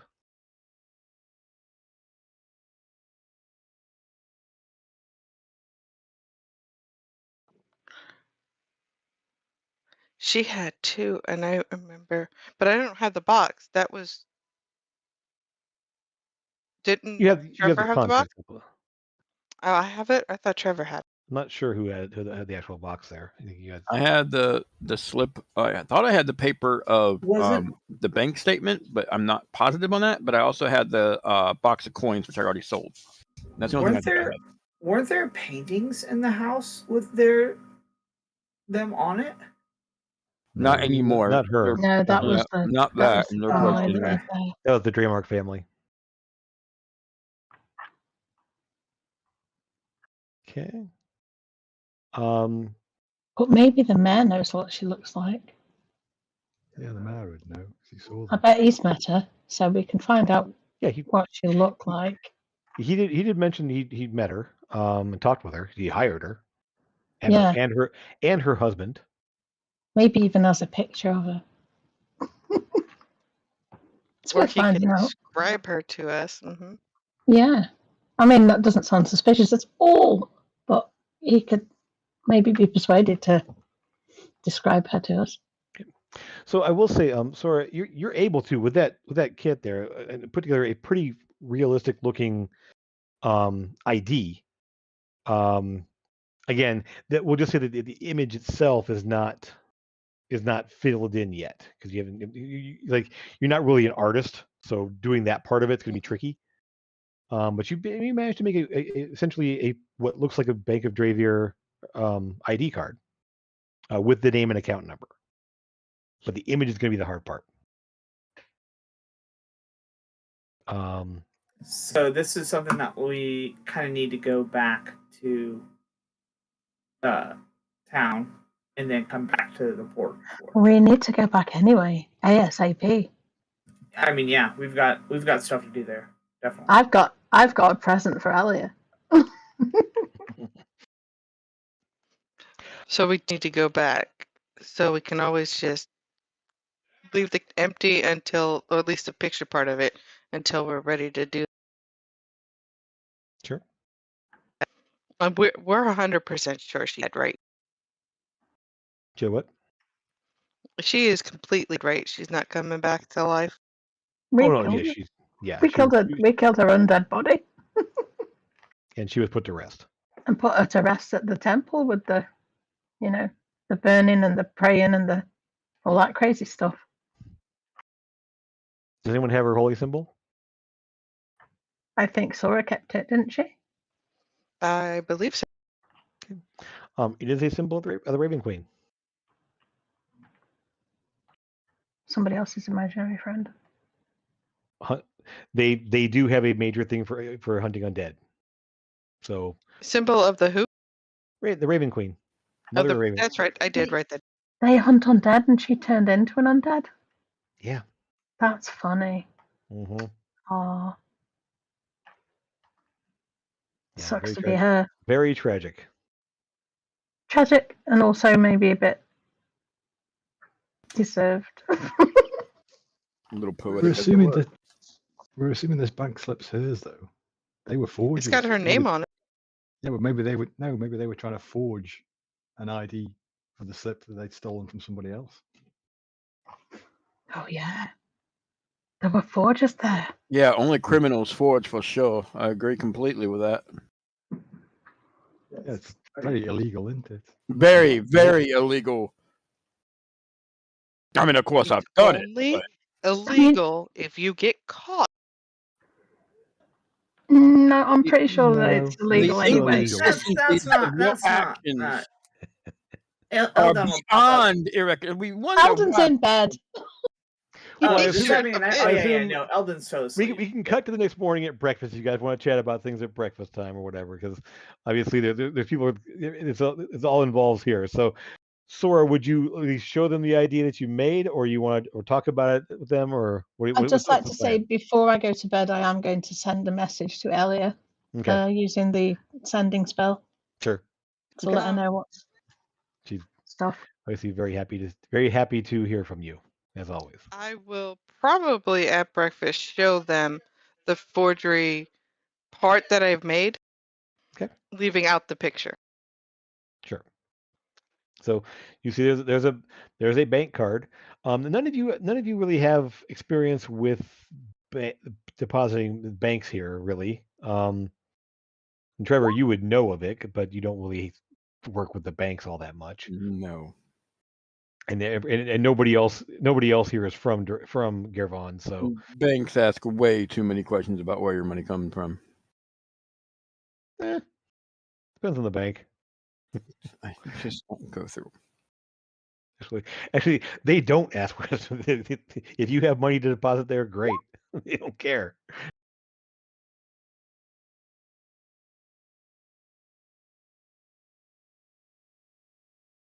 Either way, I do Aw. like the money to be on me at all times. Sure, makes sense. Oh, Yeah, she obviously is thrilled to hear from you and says so, and she's excited to see you again. Hopefully, it's not too soon, too long from now. Although It'll you be are soon. you are at least 8 days away. Yeah. You do know, so as the morning comes there, you do know that there is more time you need to spend at the library in order to gain your proficiencies. So there is that ahead of you guys there. I originally said it was 24 hours. I'm gonna cut it back to 12 hours for the first one because I realized that 24 is a little much time with how much you guys going on here. You do have the painting to deliver. And there's this missing dragon statuette that you guys heard about as well. Hopefully, when we tell the guy the trouble that we had rescuing the painting and getting, killing all of the burglars and all of that kind of crazy stuff, maybe he'll dish out a bit of a bonus to us too. We can be quite persuasive between us. Sure.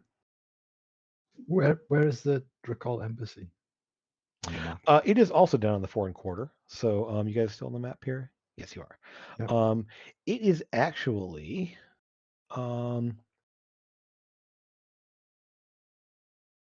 where is it at exactly? It would be kind of tucked in the middle, right around here. So a couple blocks over. So kind of this little cluster of buildings right in the middle of the foreign quarter, right there.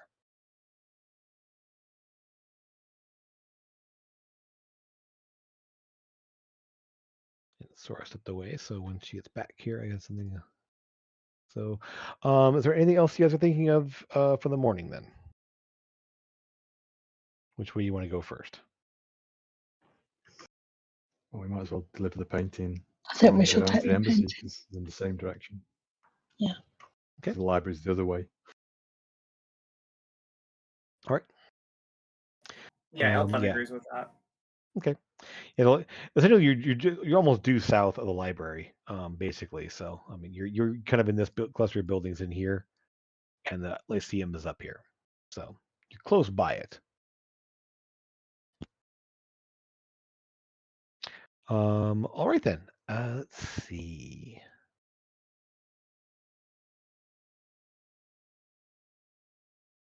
Double check here. Yeah. All right. So, upon arriving at Beaudelet's shop, he is very happy. He is there waiting for you. Very happy to see you.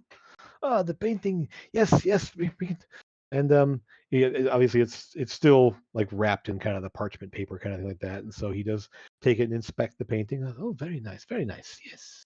And the buyer will be very interested in this. They are very much a collector of artwork featuring these types of ruins and such. So I know very little about it myself, but he is very much a collector of these things. So he will be very happy to pay a good sum of money for it.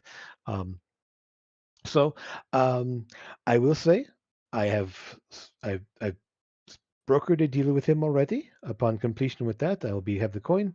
I will have more than enough to pay you for the mayor's jewels and such. So if you can come back later today, I will have everything we need, and we will be able to move on from there. Yeah, Okay. that would be great, but there is a minor issue I would like to address. I specifically asked if you foresee a problem, and I'm very well aware that it was out of your hands, but we did acquire quite a problem there with an entire group of goblins. Goblins. Multiple, in fact, yes. And I myself, and then I'll show him like whatever wounds left and stuff like that on my chest, and The then like, scar. yeah, Oh, please, and on please. my leg. Well, that is terrible. I'm very sorry to hear that. I mean, it is not a normal thing to see goblins in the city. This is awful. Were they dealt with, or the rest? Are you all okay? I see you were hurt, but No, I definitely was unconscious, resurrected, and then had this one over here, the big giant blue one, mixed with the lesser, not so giant purple one, take a bullet out of my chest, and then immediately lay on it. It was not good, not even a little bit good. I'm sorry to hear that. Eldon has up and says, well, you know, Mr. Trevor, that we did have the opportunity to go to an actual physician, and that would have been possibly a bit safer. Right. Well, firstly, two things. One, we weren't talking about what happened to me. That's part of the job. But I was hoping for on our behalf, and if not, you can just say so. It's feel free. But hazard pay is an issue, isn't it?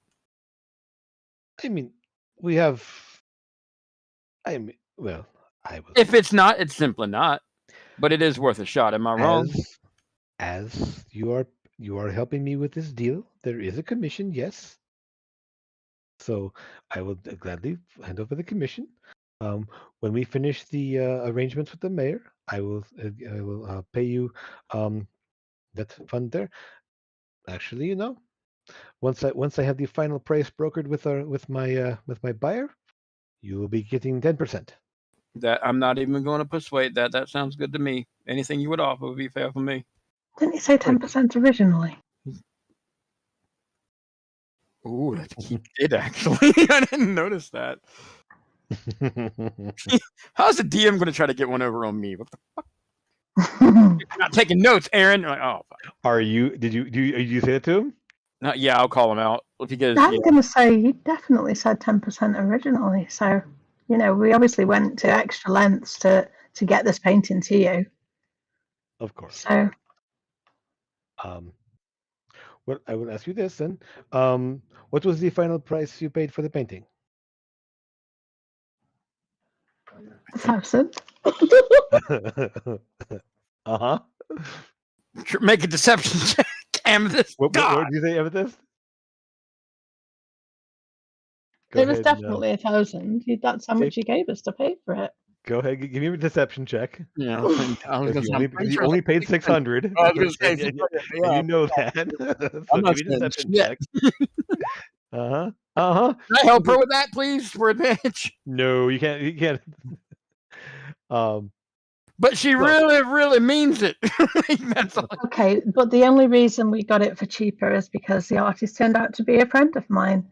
We have a very close connection, and I'll actually show you 2 more paintings that by the same artist of me and my good friend, and I'll obviously I'll take them out and show them to him as an art collector. I'm sure he. Well, this is very nice. I agree. Well, it sounds like you had to keep the remainder. The 10% we agreed upon, and we will Going see. to anyway. Hmm? It was going to I know. anyway, but I yeah. know.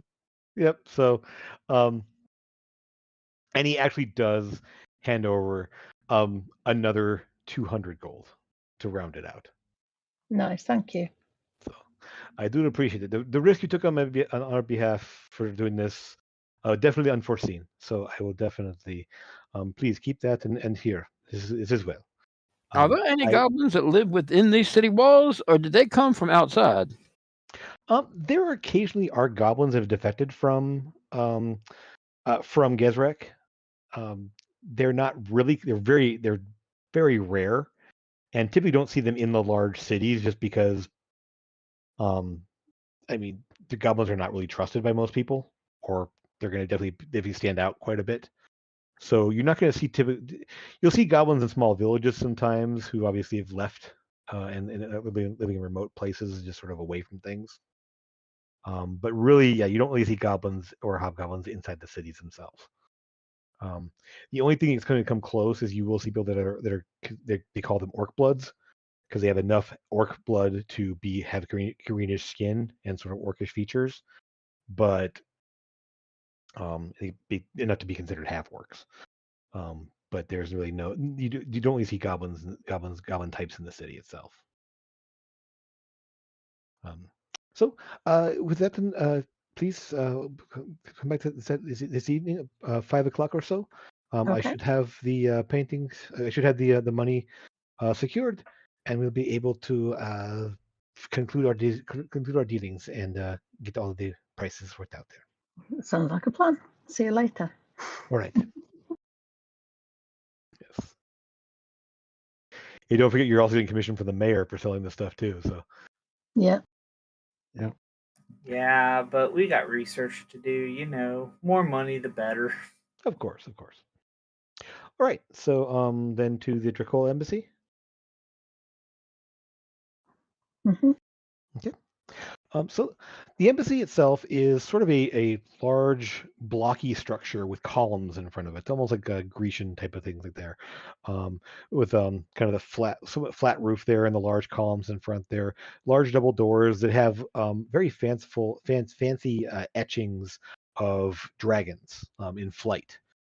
Even though no one alive has ever seen an actual dragon flying, the imagery is still very much spread, especially among the people of Drakal. The doors are closed at the moment there, but there are essentially a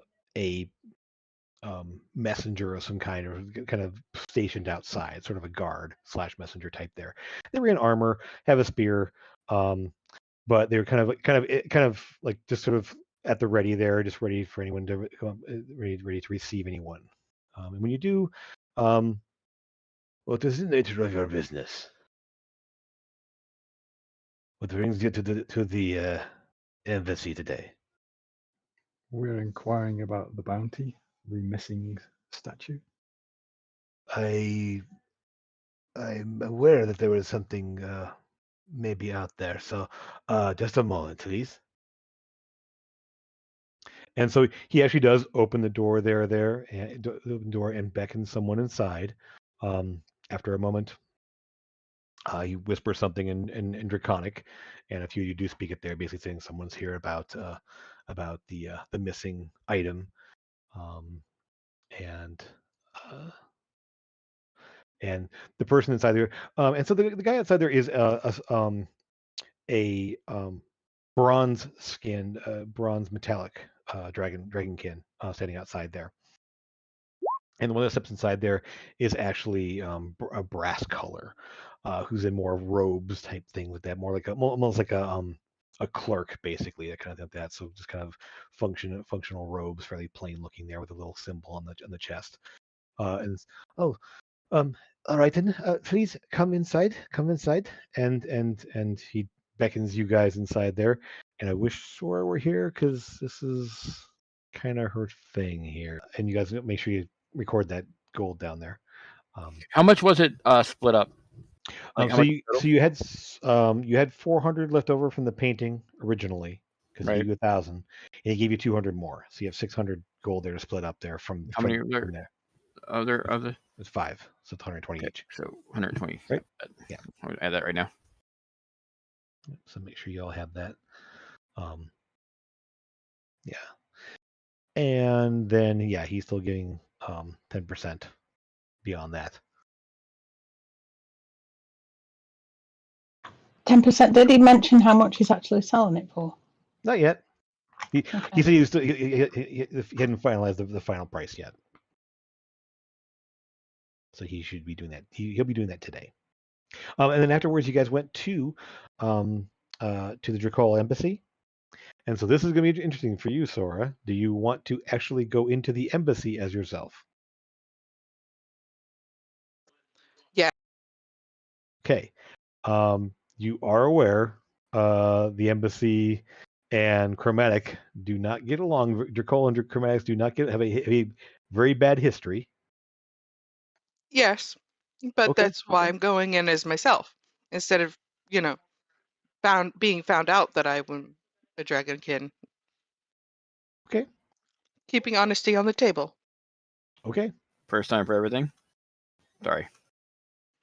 I'm always honest.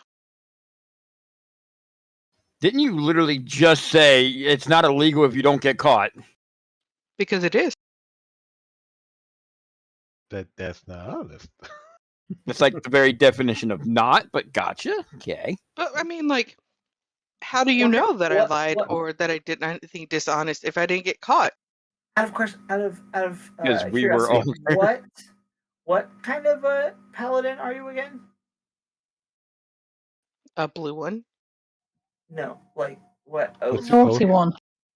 Oh, which what oath am oath? I on? I forgot which oath I'm Is on. it devotion? What is it? Let me look it up. Blue dabba dee dabba da. I think devotion is what it was. It was the one that gave me protection. Yeah. Pretty sure that's devotion.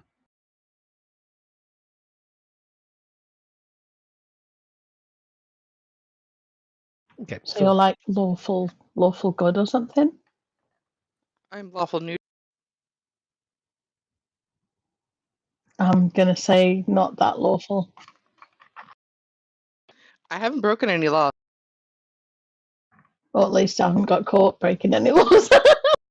right. Yeah, I mean, I will say this: forging bank to get hold of someone's account there is not lawful. It's a little sketchy. It is not. It is a little sketchy, but at the same time, And it was also, a little sketchy that she had 2 symbols as well. I think probably cutting She never somebody claimed to be open. lawful though. Cutting was somebody dead. open to remove a bullet, probably not that lawful either. It actually is because I'm saving his life as opposed to killing him. Right. Yeah, it's fine. I mean, she has the skills. It's not like she was like doing anything illegal there. So anyway, And I had his permission, so I will say then, as you approach the Drakal embassy, the bronze dragonkin who's standing at the front door, and so just to recap there, large kind of flat top building, very kind of almost a Greek looking, there with large columns in front of it there, that flat, slightly peaked roof, tall building. The doors are essentially a heavy wooden doors with a carved relief of dragons and such flying over a set of mountains. The bronze dragonkin there with a spear at the front there does inquire, as your business, finds out you're here there about the bounty, about the missing object, missing statuette. He does call somebody out, and a clerk type person comes out there, and there is a definite tension between the metallic and the chromatic dragonkin that you all catch immediately. It's very obvious. It's sort of a stiffening of posture, a not threatening, just sort of like, is there going to be trouble? Is there going to be trouble here? Kind of thing like that, because there is a rather massive history between the two types of dragonkin. And so they do not prevent you from entering Sora. They do not try to do anything.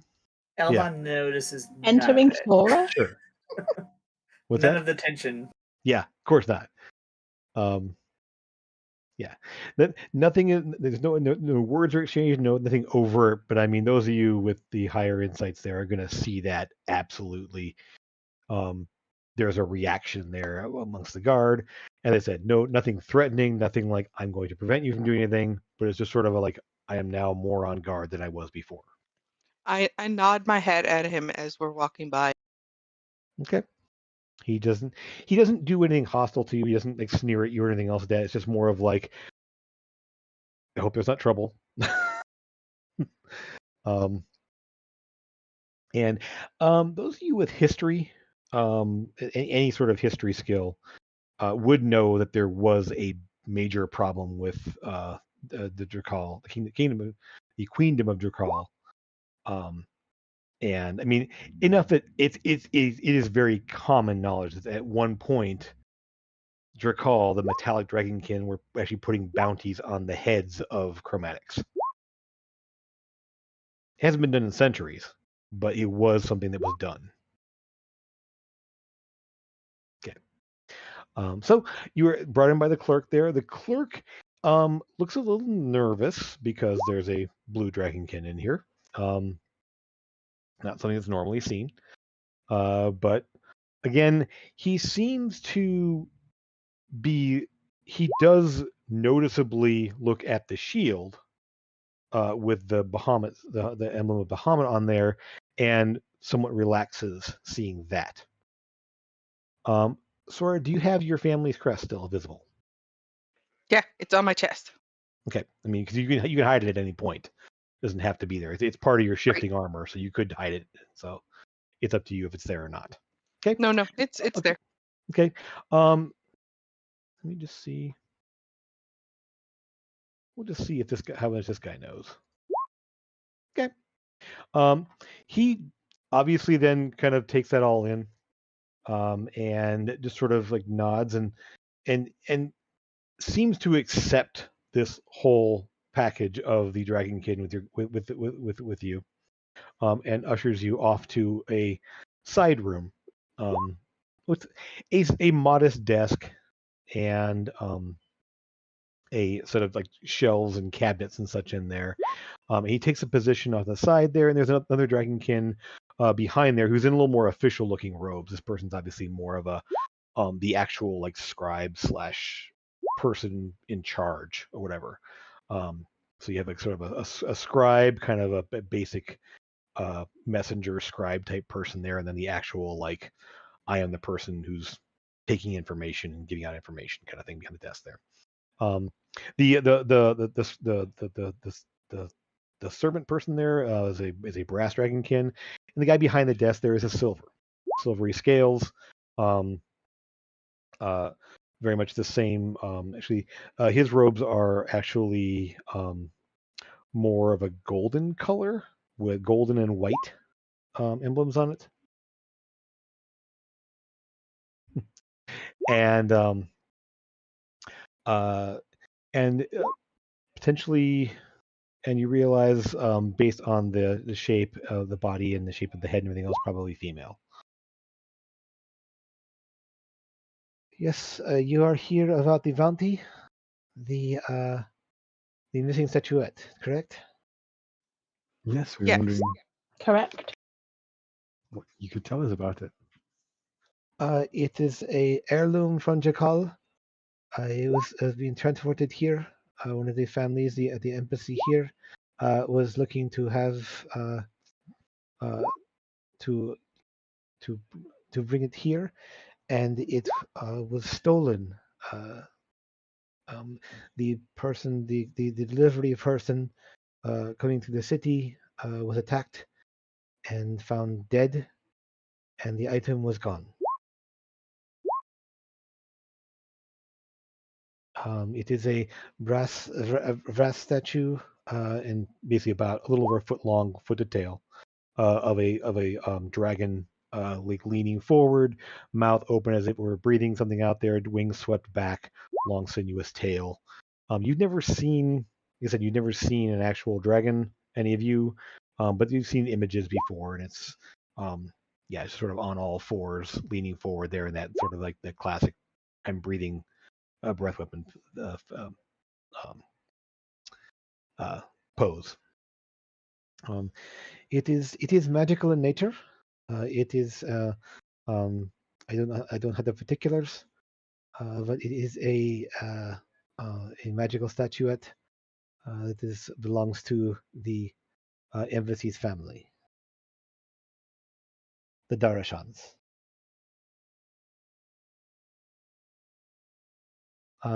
The courier was found dead yesterday.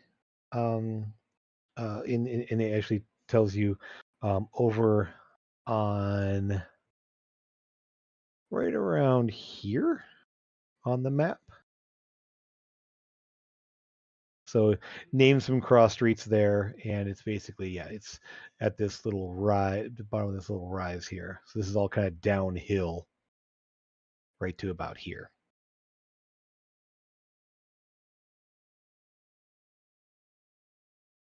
It is the bounty is offered for the return of the item.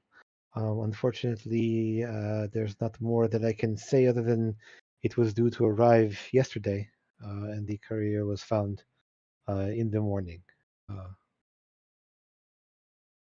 Is there anything else I can provide information-wise? I mean, it is not. Unfortunately, I not much more than that to start with, anyway. The courier's body was brought here. It has been consecrated and such, so it is not a problem. Do you know how he was killed? It appears to be multiple stab wounds. Nothing unusual then.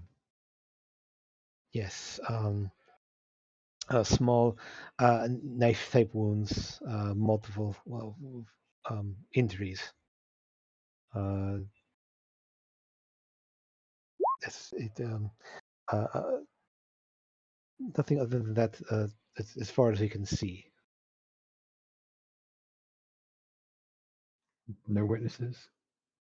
None of that have come forward at all.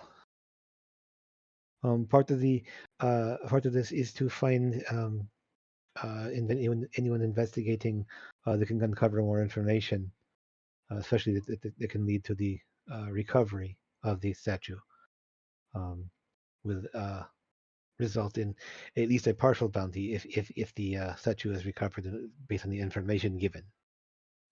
Maybe we can go and question some people around the area, so see if anybody actually saw anything. Yeah. This is going to sound weird, but do you think that we can look at the body? At this point, he does look up at you, and she does. I mean, sorry. I think, and there's sort of that can be arranged. Yes. It was expected that this would be something that would need to be done. Okay. That would be awesome if I could be there. Okay. Just to see if his face. The courier's face, you mean? Yes. Okay. Because I think it may have been, and I look over at Trevor and I'm like, hey, do you remember those guys that were in the woods that you were talking to? Vaguely recollection, yes.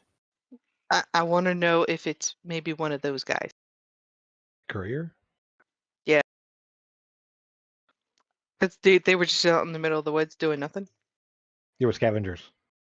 Yeah. Oh, were they? I thought they were Yeah. courier. It was a scavenger. It was a scavenger camp. Yeah. So, Then never mind. I don't yeah. need to see him. Well, I mean, it said, essentially, he does. There is a separate chamber there, and the body is sort of laid out on a cloth, cleaned up, obviously. Oh, I was gonna say, is there a way like I could roll investigation and see if there's anything? But they've already cleaned up the body. Then there's no really chance of Well, finding there's out still the anything wounds new, there. right? I mean, he's not the wounds aren't sealed up or stitched up or anything like that. It's just that the blood has been cleaned up. The clothing is still there, obviously, as you can see. Essentially, it's just not this bloody mess everywhere, essentially. And the body's been consecrated so it won't rise as undead or anything like that. It's sort of a common thing in this world in general. You know that bodies can do that on occasion, so it's a common precaution for someone to spare the dying or general repose,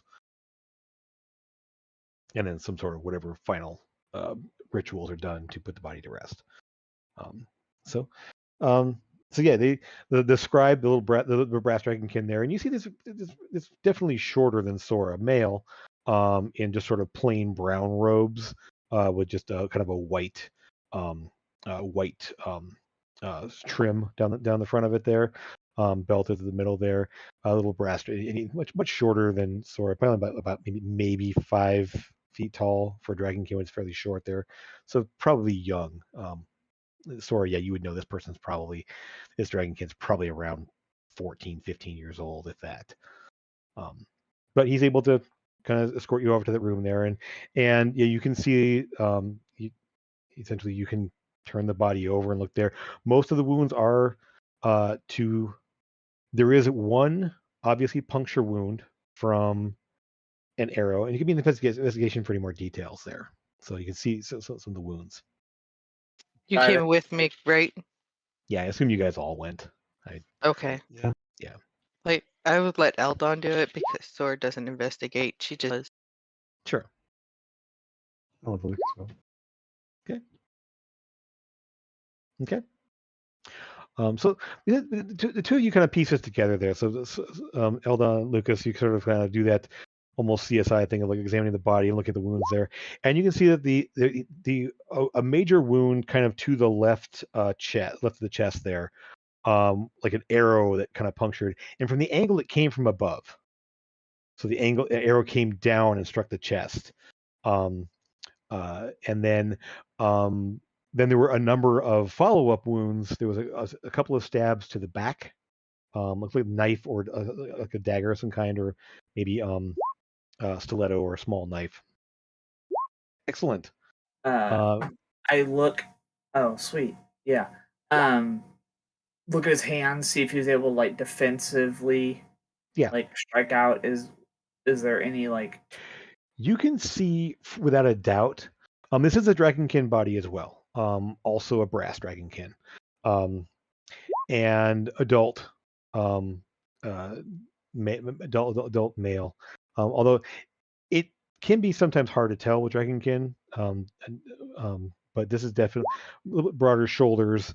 Has sort of the more classically male features and such. A little more of a crest on the head. The and Amethyst, you got like one thing here. You will see first of all that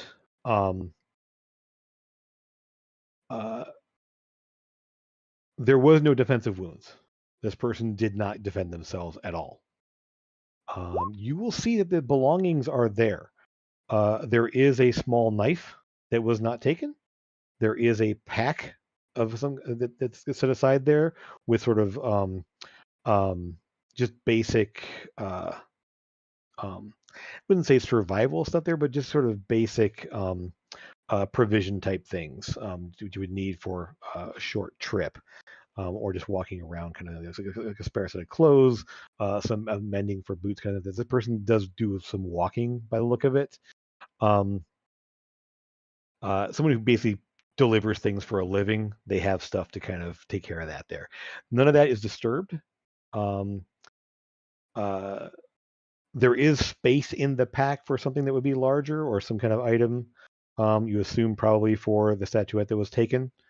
And Sora, you will see. Sorry, Amethyst, you will see that this person likely fell face first into the ground because the front teeth are chipped as they did hit face first there. So they probably were dead when they hit the ground.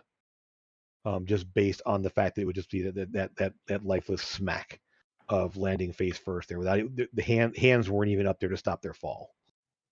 Are we going to be able to do a speak with dead with this guy to see if we can get? Probably not. I don't think anyone actually has this capability. Do you? I don't know if anyone has any. I don't. Nobody has the spell, do they? What spell? All right. Speak with dead. There's no clerics in the group, so. Yeah, why would I want to talk to the dead? I have them go away from me. Because from this guy, we could get an accurate description of the person that attacked him, and therefore the person that we're looking for. That's why. You can be certain there's at least 2, maybe 3.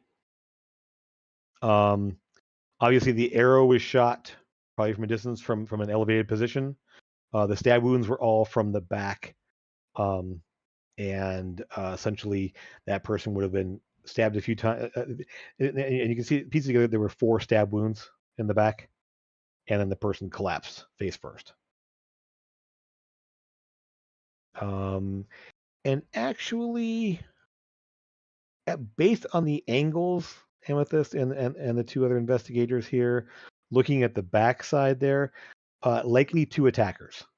Because there's sort of 2 angles. So 2 stabs from the right that were fairly similar angle, and 2 stabs from the left that were fairly similar angle. Also, similar angle. How high were they up the body? Can I get like a general idea of?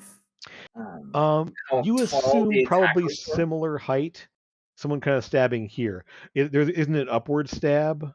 Right. From someone smaller, and it's not someone super stabbing down. You assume based on the angle, they're probably someone similar size, based on the angle of entry.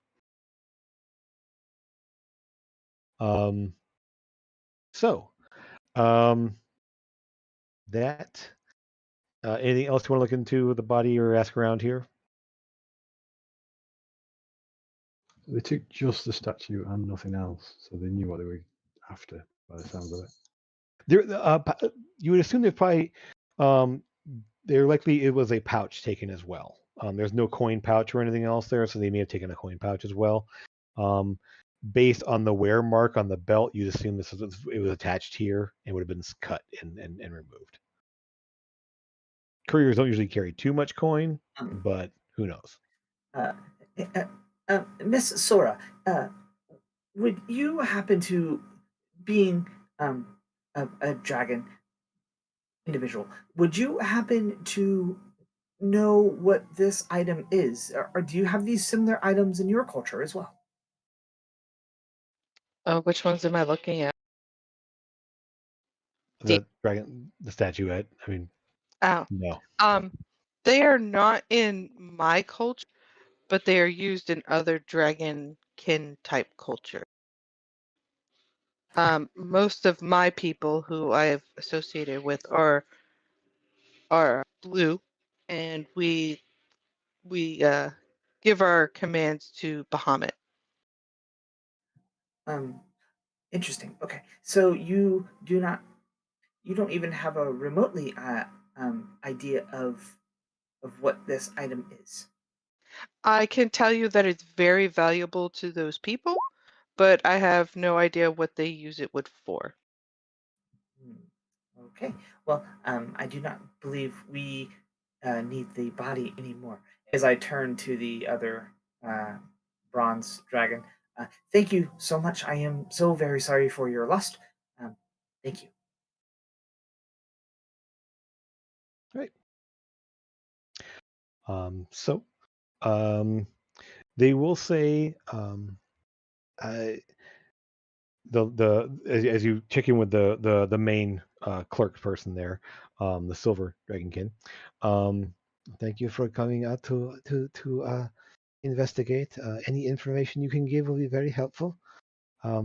Please come back when you have information to impart. If you have the item, even better. I look forward to hearing from you. One thing to consider, this is a valuable item. It may appear on the city's black market or in shops to consider. We have not investigated that as of yet. That it could be a possibility as well. We don't have as many people to go out amongst the city to do all these things, but it is an avenue of investigation that we have not begun yet. So I will leave that to you as well if you want to check in with various places that have items of interest like this.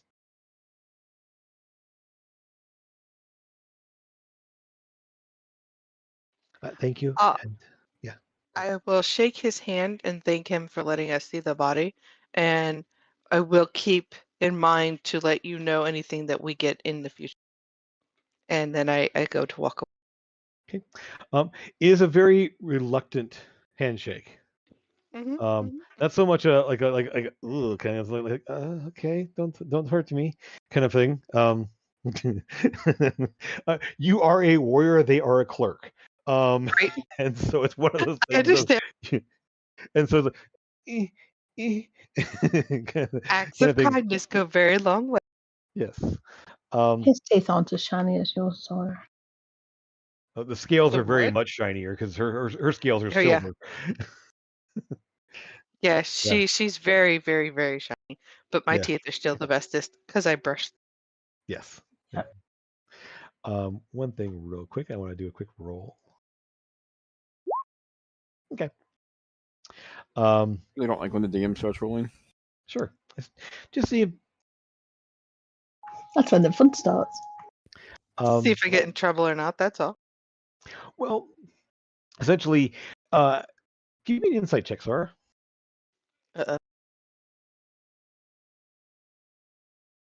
And either Amethyst or Lucas, one of the two of you, not both. Because depending on which one of you has the angle to see this. Okay, good. Oh, that's not bad.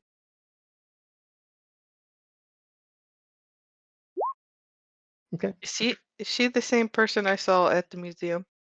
No, that Okay. she was a white. She was a white dragonkin. And She this was one's another silver. chromatic. Yeah, this one's silver.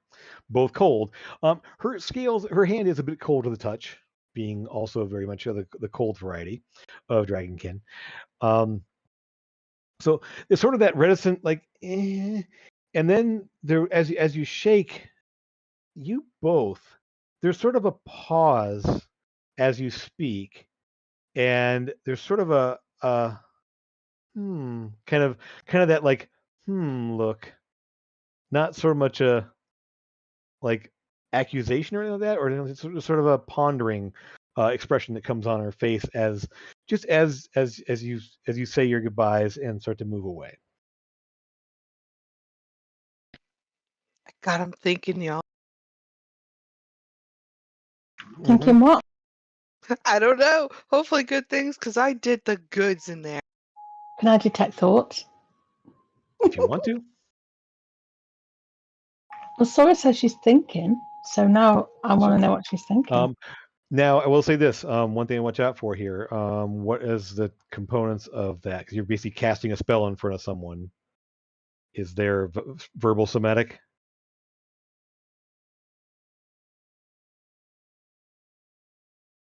Yeah, Yes. material. Yeah. So you would have to actually start gesturing and speaking, unless you happen to have the meta magic for subtle spell. I do not. You do not. Okay. So you would know that Not it the best would idea, then. be fairly obvious you're casting a spell. So you can do it if you want to, but you are in a foreign embassy. No, I'll be diplomatic. Okay. And leave it. Yeah, you consider it, but you think better of it when you actually like, yeah. So yeah, it wouldn't be a bad thing to know, but at the same time, you realize it would be difficult. Now if you'd have cast before you gone in, you could have had that up when you went in there. So in the future, you can consider doing that. So anyway, so you're able to go back out in the city. It is at this point probably around 10 o'clock or so. We'll just say you've been kind of moving around the city, dropping off stuff, checking in here after breakfast. So the day is fairly young. If no one is opposed, I would like to return to the library to study a bit more on the books that we were reading. Yes. I think that's where we're all heading next, isn't it? You spend more time there to get your proficiencies, so there is that option. Mm-hmm. Yeah, can do. Okay. All right. So heading to Lyceum. Let's see. We'll just say your most direct route takes you up either first or second bridge, either one. First bridge takes you by the temple. Second bridge takes you up to this building here, which is the Guild Hall. It's sort of all of the guilds of the city have sort of offices here where they just kind of do trades and tab information around each other and everything else. It's sort of a big sprawling building with lots of doorways and windows and such around it. You head up around here, past similar route you took before, where let me pull up my list of locations real quick. Sorry, too many pages.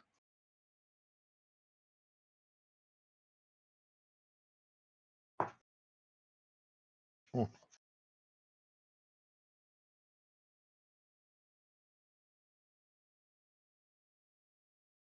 Sorry. Okay.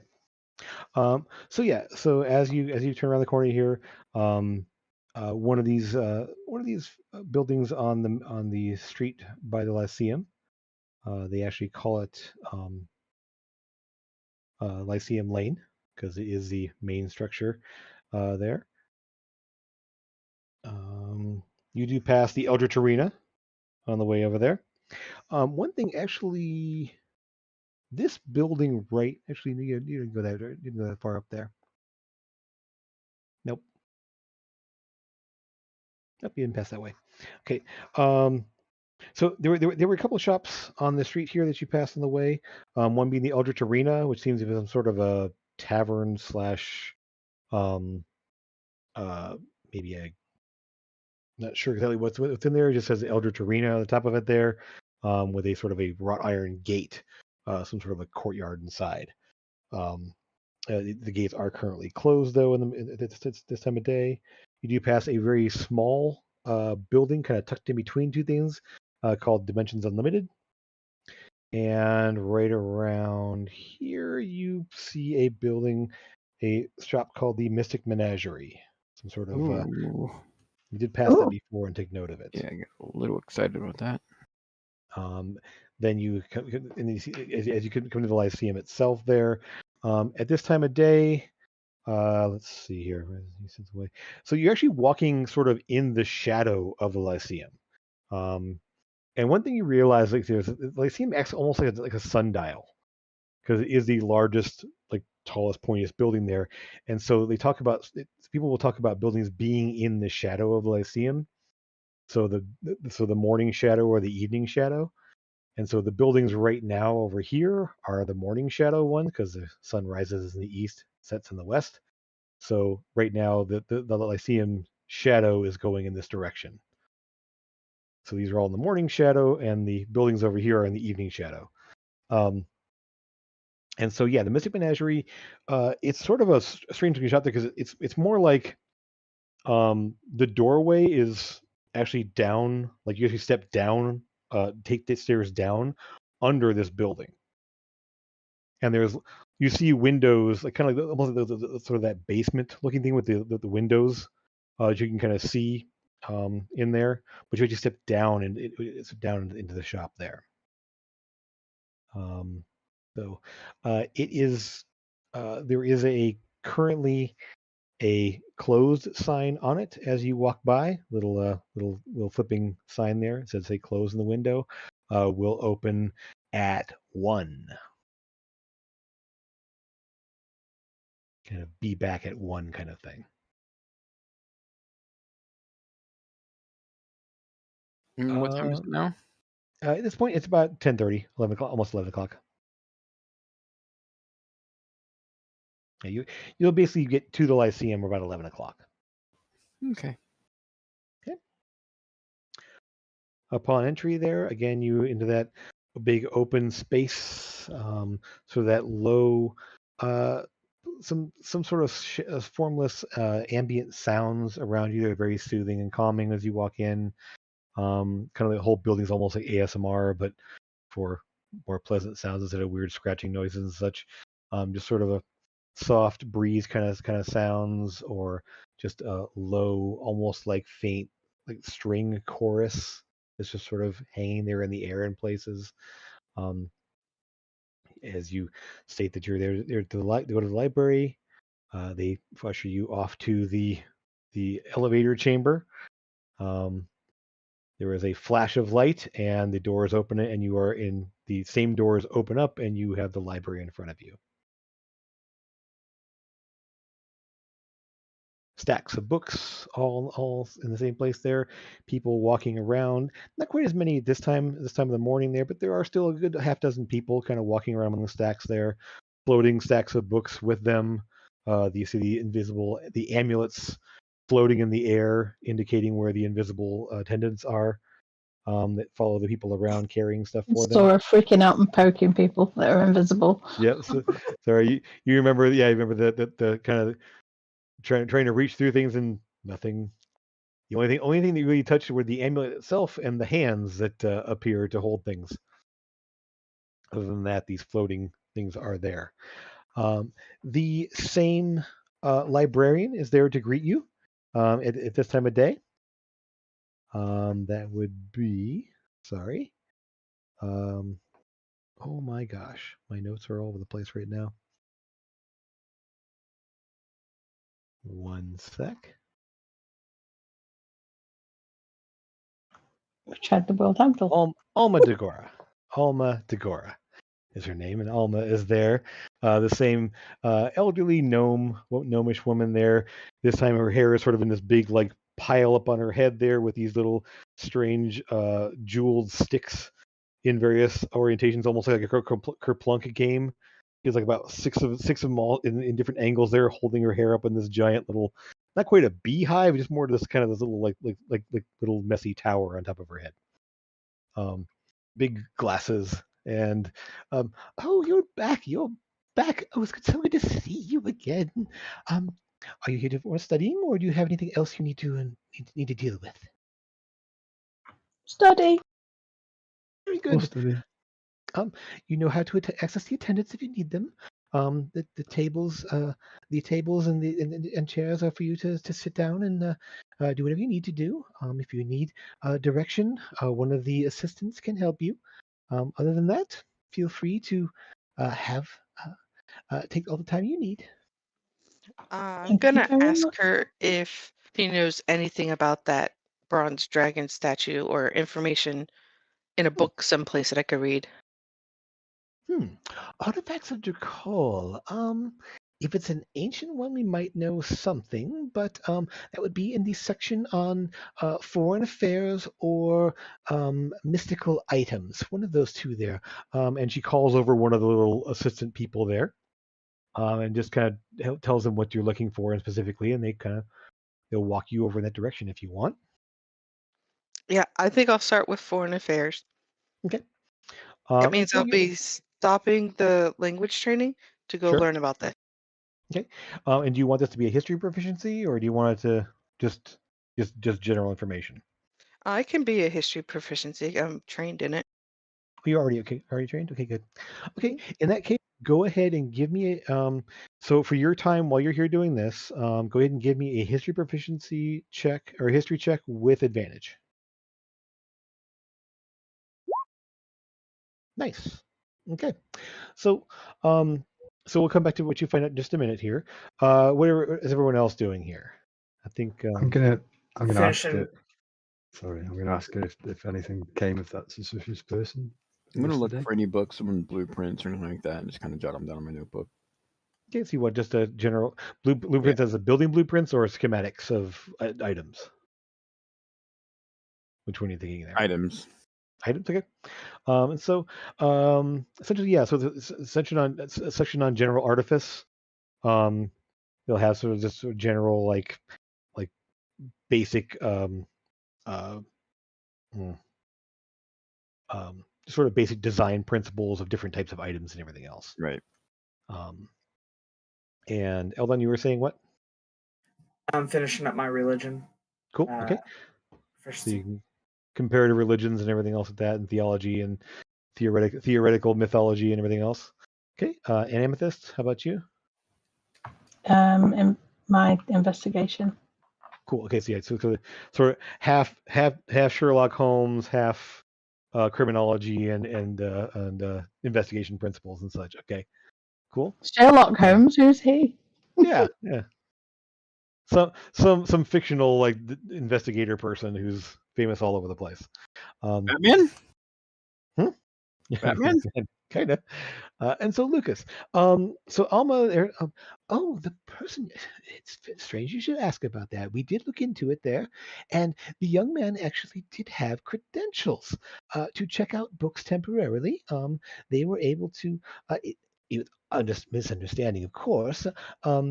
They shouldn't have been putting books away into a bag of holding like that. That's actually could be somewhat dangerous in this place. You never know what's been tucked inside of one of the books. We once had we once had a person who'd left a portable hole folded up inside of one of the books, and when it got put in there, they were lost to the astral plane. Exciting.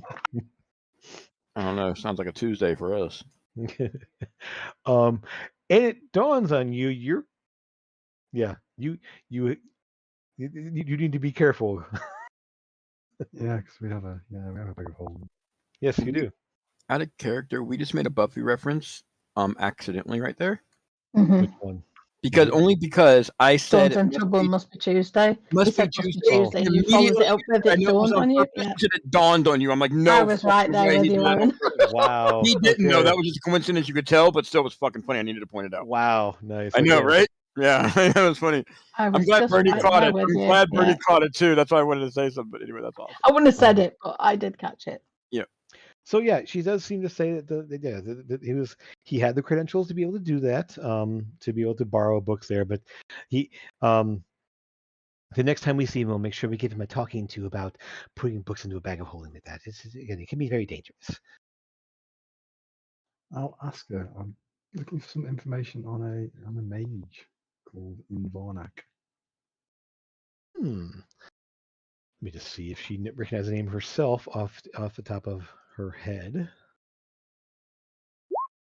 It sounds familiar. If he's a mage, our historical section might have information on famous mages of various time periods. So in the arcane history section there, so it's kind of points up there. And so the fourth stack there, usually on probably the middle of the right stack there. You should be able to find something along those lines if there's anything there. Obviously, you had the book checked out before, so I believe that was a tome on demonology of some kind or extraplanar creatures. If there's anything else by him, it would be found over here in this section. So she kind of points them out there, and so either one, either place there, you see that. It's mainly looking for a history of him specifically. So Okay. where he might Give have me a lived history. or- Go ahead and give me a history check with advantage.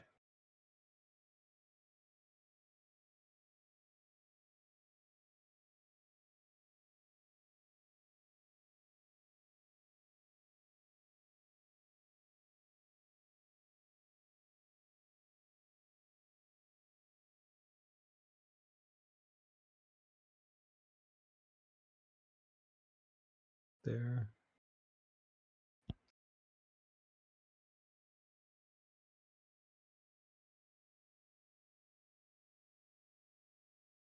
Maybe even technical difficulties is not coming through. It should happen now. Okay. First time rolling with advantage on Oh, right. You can just click the button twice there. That's fine too. Either way. Yeah. You can also Yes. right click and. It's rolled on beyond 20. Oh. Hasn't gone through it to. does take. Go on. If you go on roll 20, make sure that it hasn't come up with something for you to click on there, because it does sometimes. Yeah. I mean, you want to tell me what the rolls are? It's fine too. If you're seeing them, I'll trust you. Came up with 21 with advantage. Good. Okay. Okay. So yeah, also the fact that you have the researcher feat, with researcher background there, it doesn't take you very long at all. It's basically between cross referencing a couple different books there. You did know, you had heard previously that he was from a time period at the end of the previous age, the age of expansion. So about 200 or so years ago. So you're able to kind of filter through and find things there. And you'll find out that basically that Invarnak was a wizard, a high-ranking wizard in Oruss at the time, the Kingdom of Oruss, around the turn of the millennium. He's assumed to have died somewhere before 1000 AC. At least that's the assumption anyway. That no one's had any contact with him since that point, at least according to this one text. He is said to have had a home in northern Garavan. Mentions a village that doesn't ring a bell, and a Silverleaf village that you'd never heard of. That it's supposed to be somewhere south of that. So north of Port Oruss, south of Silverleaf, wherever that is. Said to have been instrumental in keeping the forces of the Dark King from getting too strong of a hold in northern Garavan. Didn't participate in the conflict in the southern regions. More defended the northern regions against the fiends and armies of the Dark King.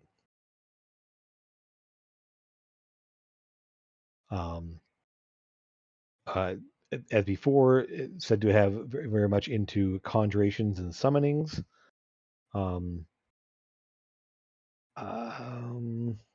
Other than that, a lot of there'll be some specific things about some specific accounts of specific conflicts, where he's summoned up some monsters of some kind there to fight off armies or incursions,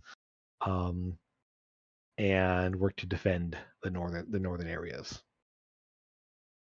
So you a little bit more of information where his tower might be, at least. And cross-referencing, you'll find out that Silverleaf is. Let me switch over to the main map real fine. Show you about where that is. So, if we're looking in here, whoops. Let me see if I can zoom in a little bit there. If you zoom in a little bit there, it's going to be somewhere up in this part of the mountain. So almost like a triangle with Craven's Rest here. Kind of this little thing over here. According to that, Silverleaf is up in right up here. And he's said to have been somewhere right around here.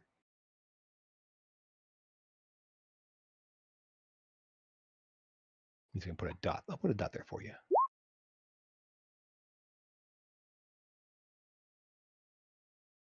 So right around there, roughly. Okay. Any other specific questions about him, or Actually, with the 21, you will find one thing in another tome. The second tome you're there, a mention of him. There was a rivalry with another wizard here. A one Bargas, and first you're hearing of that one there, who really didn't like the guy because he did traffic. He said traffic with fiends and demons and such. That he wasn't trustworthy because he messed around too much with Elder Planar stuff. All right. But you don't find anything else that backs that up. Other than that, yes, he did work with summonings and all that, but nothing ever said that he was untrustworthy because of it. Yeah. Just this one guy's opinion. Okay. Alrighty. So, Trevor and Eldon, you're able to kind of piece together some information, kind of furthering your ideas. Were you thinking of still working on your rifle there, Trevor? Is that what you're talking about? No, Or the something new? rifle's pretty much set because I've got the spell plate that I gave him already. So Mhm. once we get back to the main city with our house, I've got the thing waiting on me there, the stock. He's got the rest of that pretty much done. So it's pretty much a matter of assembly at that point. But Sure. no, I was thinking more of a different gun, sort of a gun, not really firing ammo to speak of, but the grappling hook. Oh, yes. Yeah, So I completely forgot about until literally 3 minutes ago. okay. And so Eldon, I mean, you had similar ideas from what I can tell there. So when you start putting it out there, Yeah. you start kind of like piecing together, like bouncing ideas back and forth of what about this, what about that. And so yeah, within about probably with the information you got here and kind of something about this place makes your head a little more clear, makes you a little bit more quick to think of things and everything else. You're able to kind of piece together a basic idea of what this would look like. More mechanical than Manatech. Yeah. More like spring-loaded, almost like taking like a fisherman's type reel, Yeah. and increasing the tension on the springs and being able to fire things out there.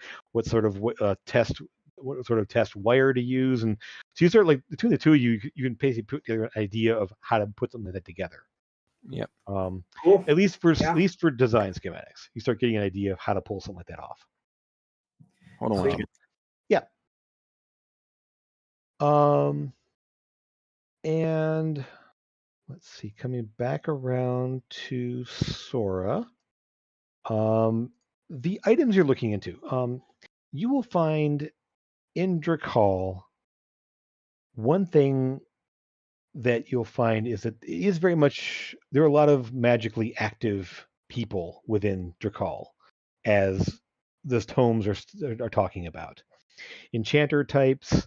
There isn't a lot of there's not much talk of Manatech and everything else, but there's a lot of magically gifted people there. There is a heritage, of course, with Dragonkin back to their dragon roots. They're very much steeped in magic. And so it comes fairly naturally to a lot of Dragonkin, that magic, innate magic, and how to do things there.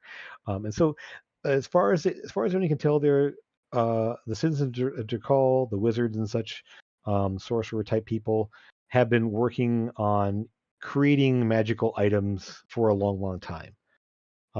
So it's not surprising that they would have some sort of magical statue, and they are very artistic in how they do things. They don't just make a weapon. They don't just make something. They make a statue or they make a work of art that is then enchanted to do things.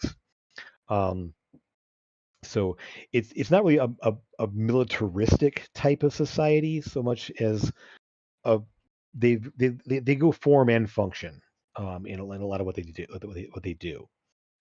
So you don't find anything specific about this dragon statuette per se, but there's lots of talk of things like it. Some sort of dragon motif of a lot of items they make. Dragon swords, dragon spears, even draconic cloaks, and that they can form into wings. Lots of different things that come from that time period. Something guides you into another section, though. and you realize they start talking about gemstone dragons. You've never seen one, never heard of one before now. And they're gemstone dragon kin. You've never seen or heard of one. And so some of these tomes talk about them, and that they have they're very much linked mentally, psionic abilities, psychic ability type things like that are much more prevalent in the gemstone dragonkin.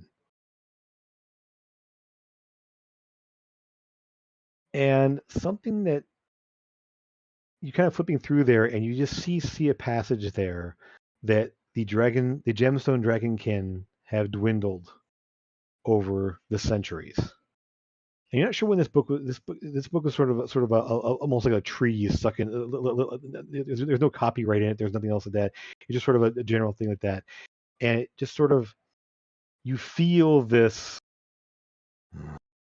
in your mind a little bit just as you're reading through this passage there, that the voice you heard last night doesn't speak, but it's sort of that same feeling and a little bit of that, like, yes, kind of affirmation a bit as you're reading about the missing, the mystery of the gemstone dragonkin.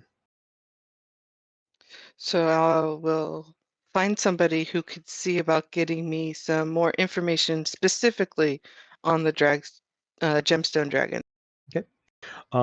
The attendants there pull up there, and they pretty much directed the same things. There was really not much. It is a mystery, at least here. They don't have a lot more other than to say, yes, there are various like rubies, emerald, amethyst type. They sound cool. Yeah. Sapphire dragonkin. And so they're all linked to gemstones as opposed to metallic or chromatic elements there. And they do have much more in the way of psychic abilities and psionics as their sort of focus there. Whereas chromatics tend to be a little more elemental in nature, and metallics tend to be more elemental and like arcane. And there's not much more you can find out about them from any of the tomes here. You do spend some time looking through it. Okay. Man, what are you talking about? If I have a few more, like I would assume a few more minutes in here, what I would do is go back to my language and see if there is a way for me to use my mind to do what they can do. The gemstone dragon. Okay. And you start looking into sort of psychic type abilities, and sort of kind of there. And it's one of the things you find out, it tends to be fairly something that's innate, that you kind of either born with it or you learn some magic that can delve into it. There are spells, like a lot of enchantment type spells, or things that do psychic damage. Basically, you can learn magics, but a lot of that is also tied into innate abilities, and you sort of kind of like every now and then glance over in Amethyst's direction as you're reading this, as you're kind of like, yes, there's definitely something innate about what she does. So yeah, it's in terms of learning it, you could potentially learn magics that allow you to.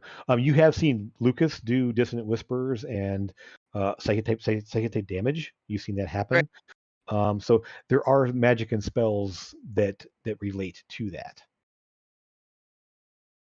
So okay. Yeah. You know, we've already had a conversation where I told you that it's basically just something that happened to me from a very young age, and it just happened. Yep. All right. So, as you guys are kind of, how long about what you're going to be doing? Going to be in here doing this? You got here about 11 o'clock. How We get- long? How long Until did we get to check that little box, Jim.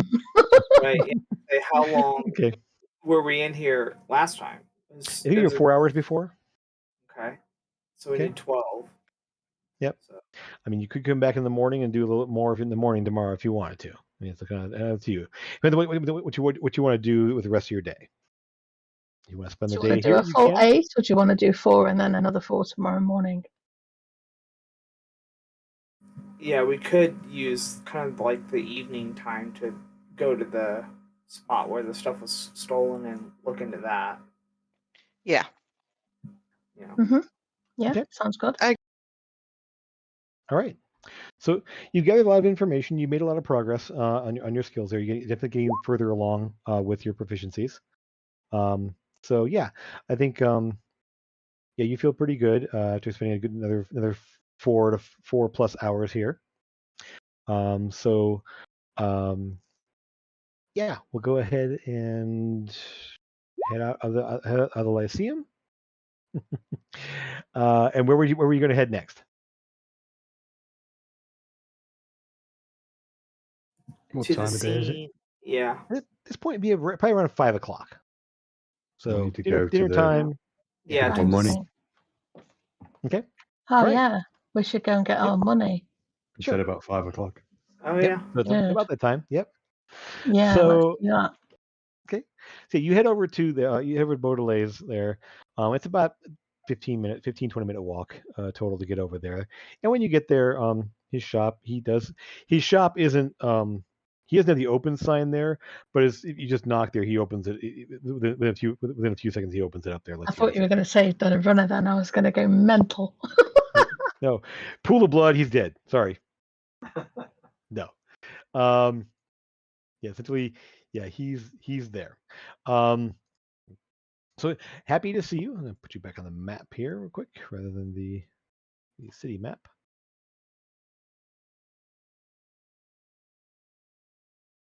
And center us here. So yeah, we're right around. Yep. Okay, his shop being down around here, not a problem getting there. You head on in, and yeah, he's very happy to see you. He does look very pleased with himself. And there's yeah, so you come on now. And so welcome in, please. Have a make yourselves comfortable. And he only has 2 chairs in the room, but there's like little counter someone can sit on, lean against if you want there, and however you guys want to arrange yourselves around the area there. He's I am happy to announce that the deal went well. The buyer was very pleased with the painting, and I am prepared to be able to take this thing off your hands and conclude our business arrangements here. So please, and he essentially gestures for you guys to pull out Yeah. I'll pull out the print. box out of my bag of holding. Okay. Very good, very good. And he just checks things over there and says, "All looks good, very good." So we and he according to my notes here, 6,000 was what we agreed upon. Very Mm-hmm. good. All right. And so he does count out the 6,000. And it's a rather large bag of coin, you realize. And so, would you like to put it in the box or in keep the bag? I mean, well, you see, sir, I can, in fact, just take that and put it into, yes, I have an extra dimensional storage bag. Oh, of course, they're very useful things. Many of our having to transport large amounts of things, it's very important to have some way of doing that. So yes, and so he basically it's a big old like sack of coin. Just boom, there you go. Yeah, I'll just shovel it in. And he actually then, and as agreed upon, he does slide over a smaller sack of coin. That has 800 gold in it. Nice. As your bonus. Thank you. Thank Yes. you indeed. That's very Of course, generous of you. 160 HBO. Yep. Yay, gold! I like gold.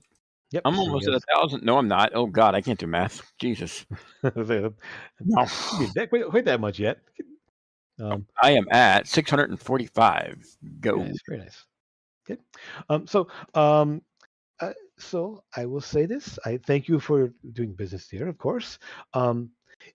I would say that based on your abilities, obviously dealing with these goblin type peoples and your travel and such, if you do come across other items of artistic or antique nature of any kind, please consider me to be a broker for you. I will say that as we develop a more consistent arrangement of any kind, I would be happy to work out a larger percentage in the futures for some of the things that you bring in of any kind of artistic or interesting antiquity type natures. Sounds good. Just out of curiosity, you are quite knowledgeable in said things. How familiar are you with the happenings around the area?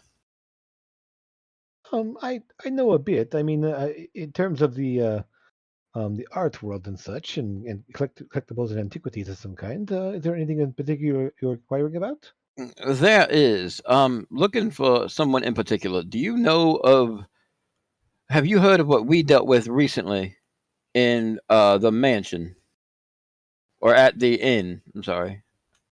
I don't know what you mean.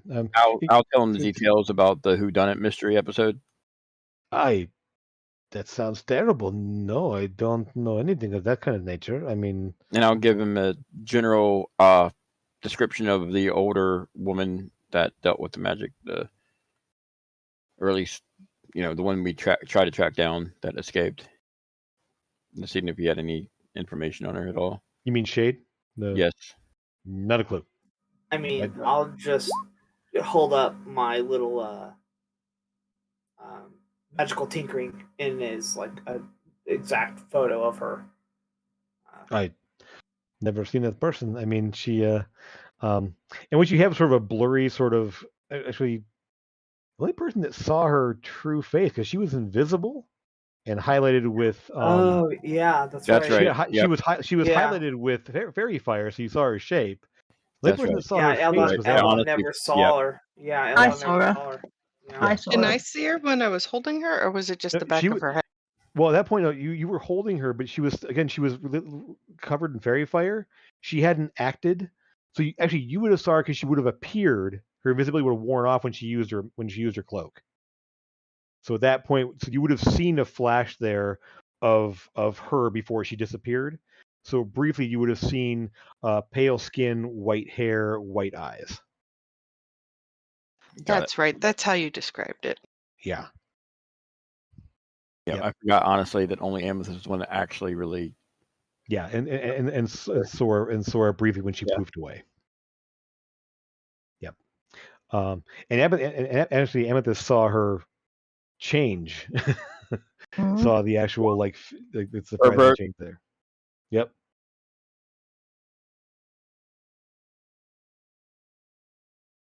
I believe that the bonus share was 180 gold. I don't know what the previous one was. Is that right? 180. Was it 180? So hold on, you said it a minute ago. What was it? 160, wasn't it? It 160 is okay. Yeah, the split, right? 800 divided by 5 is 160. Oh, right, yeah, of course. And then there was the 120 before. Yeah. Yes. So 300 altogether. From this dealing, yeah. Mm-hmm. Yep. Sorry, I could not be of more use. I've never heard of this person or anything else, but it sounds very terrible. So please. I don't know why an art dealer would know about a serial killer, but I mean, the art dealer might know about a statue. About a statue, which is what I wanted to ask about. Okay, so all right. Okay, so artifacts from Durkol are very much they're very difficult to get the hold of. I mean, they don't usually sell them off, and so the only way to find them is as part of treasure of some kind, some places, or unfortunately, as someone to steal them. If anyone came to me with something like that, I would assume it was stolen or recovered in some way. Well, if someone does come to you with something like that, will you please let us know, because we're looking for the person that murdered the courier who was carrying it. Oh, that's terrible. Yes, of course. If there's any sort of situation like that, please, yes, I will. If I hear anything, I wonder. So, And also, of course, your life might be in danger if you do handle it. So it's probably best to let.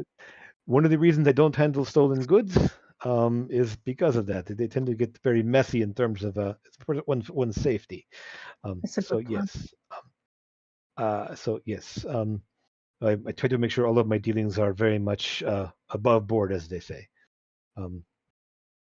If I do hear anything, I will tell you. Absolutely. Is there a way I can get into touch with you? Are you staying someplace I can have a message sent to, or anything like that? We're staying at the inn at the moment. When we leave town, we can give you a forwarding contact. All right then. I appreciate it. I mean, I assume you came from Craven's Rest, so we have a house at Craven's Rest. Very good. So if it's a long range courier situation, I can have something sent potentially. All right then. I appreciate that. I will keep it. I will look out for such things, and if it does happen, I will let you know. Thank you very much. There are a number of, unfortunately, less than reputable people who will deal in such things. So around the city. So do. If you are investigating, I would check in with some of the black market dealers or some of the those who tend to buy and sell magical items. There are some places that don't care where they come from. Well, if you can point us into the general direction of these places and people, then we could check that out for ourselves. 1 sec, I need to pull up a name real fast because he will have a name for you. I just need to find it.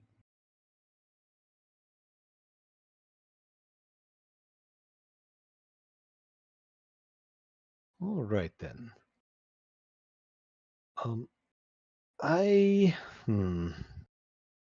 There's one that I have had issues with before.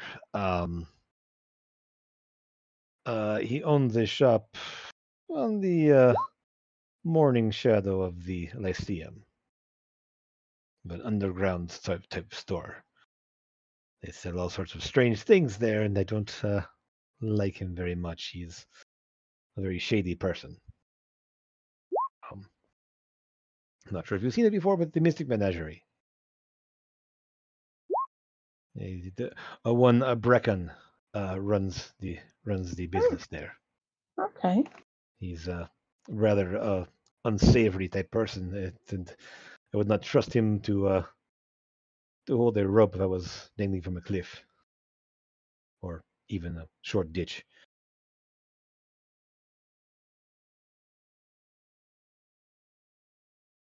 He tends to buy and sell anything to anyone. And I have heard, he does not care if the items are dangerous in nature. He sounds like an idiot. Well, I cannot disagree with you there.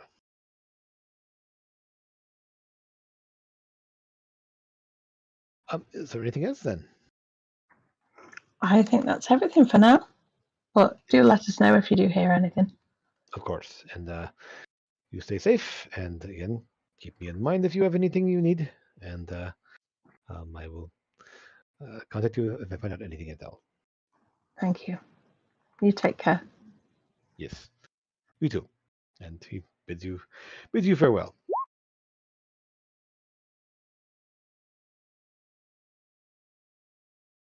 Just did. So that's so. Well, the 120 we did, but where did the 160 that Bernie's referring to come from? I just want to make sure I don't add it. If it just now happened. Okay, good. Okay, perfect. Yeah. Awesome. No, I just didn't want to add anything if I wasn't supposed to. I don't want to cheat. Your percentage of what he sold. Yeah. Okay, that's kind of what I thought. So I had to take my headset off a second, so I didn't see that. I'm like, wait, we got another 160. Yeah, he made 8,000 off that. All right, get less 10%.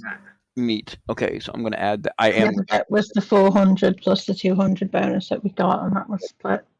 I assumed it was new when you had said plus 160, but my headset was off for a second, or rather, I didn't hear, so I didn't want to. I wanted to make sure before I added anything. We got part of it this morning and then part Cool. of it Yeah. after 5 o'clock. I So got you. I'm at Yeah. 8:05 right. Okay. I said 300 and it's 180. So that's me doing bad maths. Yeah, But you're bad at it. We know, but it's okay. We love you. At least you're keeping track. I wasn't that time. All right then. So you've passed the shop twice now. You know where it is. If you want to go and check that place out. I think we definitely should Yep. check it out. And I know that Trevor had That his we're- eye on the place anyway and wanted to go and Yeah, I did, have a and look not in even there. because I'm interested in anything like the I just don't want to see it. Like I want to see the pretties. Yep. So It's called the all right. Mystic So Menagerie. Why wouldn't I want? How could you not want to see that? yeah, Like, it definitely has that kind of element to it. So it's one of those things of like it has that air of mystery about it, of course. Based on its weird location and everything. So, so you have no problem finding backtracking to where it is. And as I said before, you actually have to step down into sort of a almost. It's not really a basement, sort of a half basement. So it's kind of that you can see the windows of the shop there. They're about yay big, kind of stretched out along underneath at the bottom of the building there. There's a stairway up to a main floor of the building above it, and then this place down below it.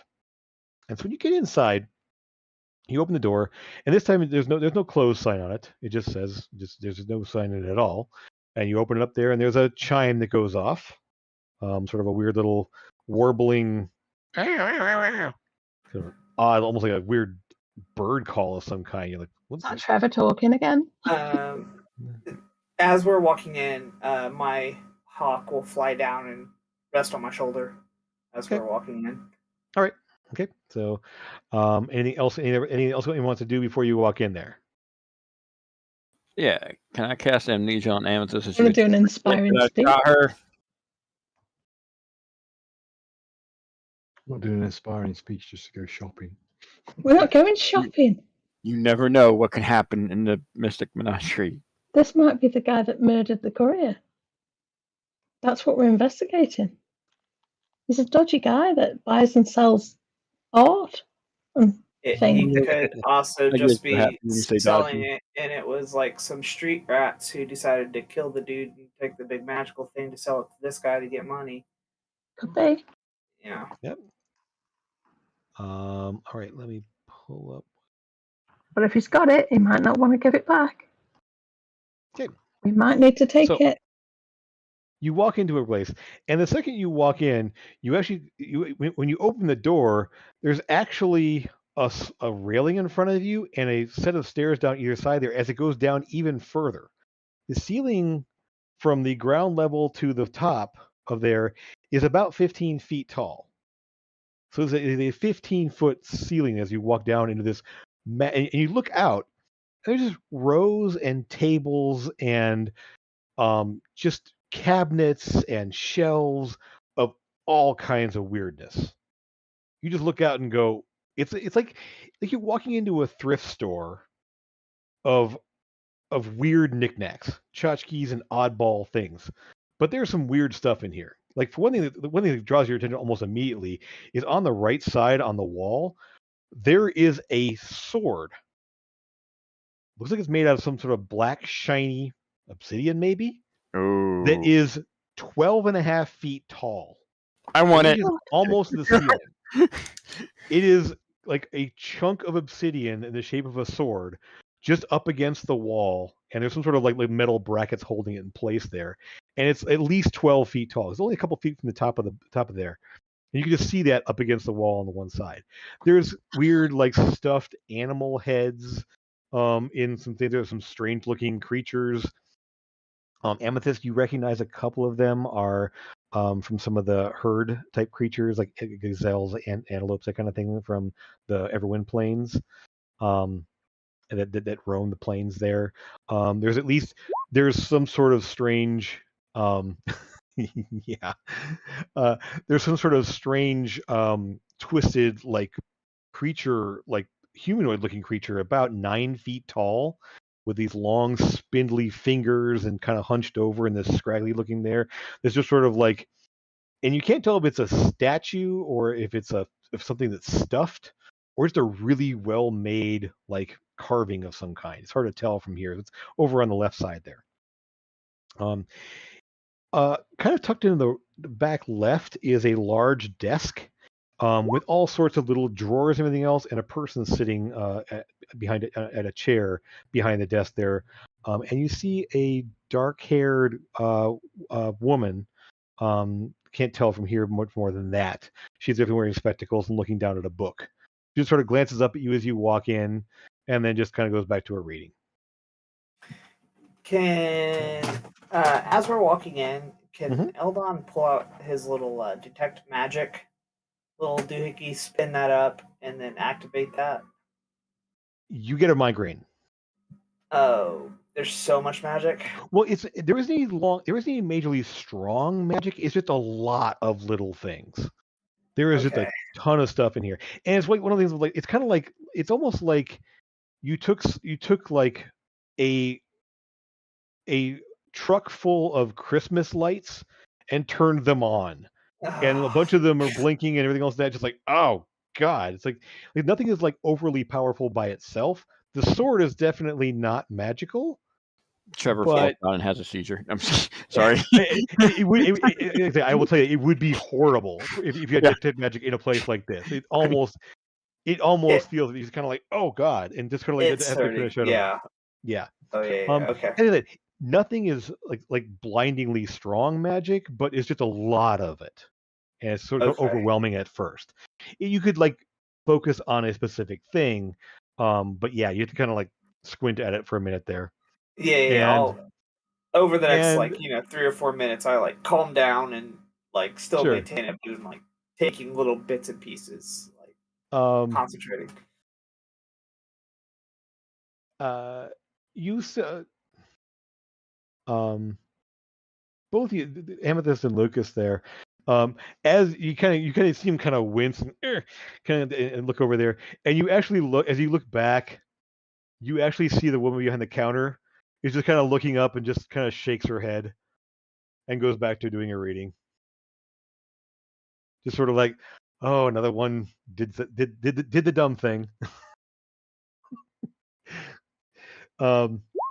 So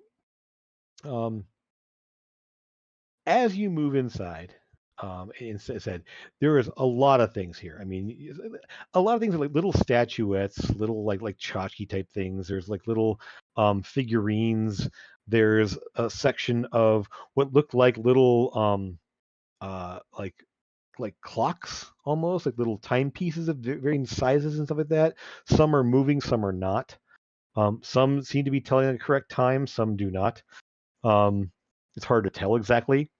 There is one, and Eldon, are you going to keep it up and just kind of squint through it, or are you going to turn it off? Yeah, I'm gonna squint through it. I'm just Okay. Yeah, then I'll just try and focus on little individual items that I can. Okay.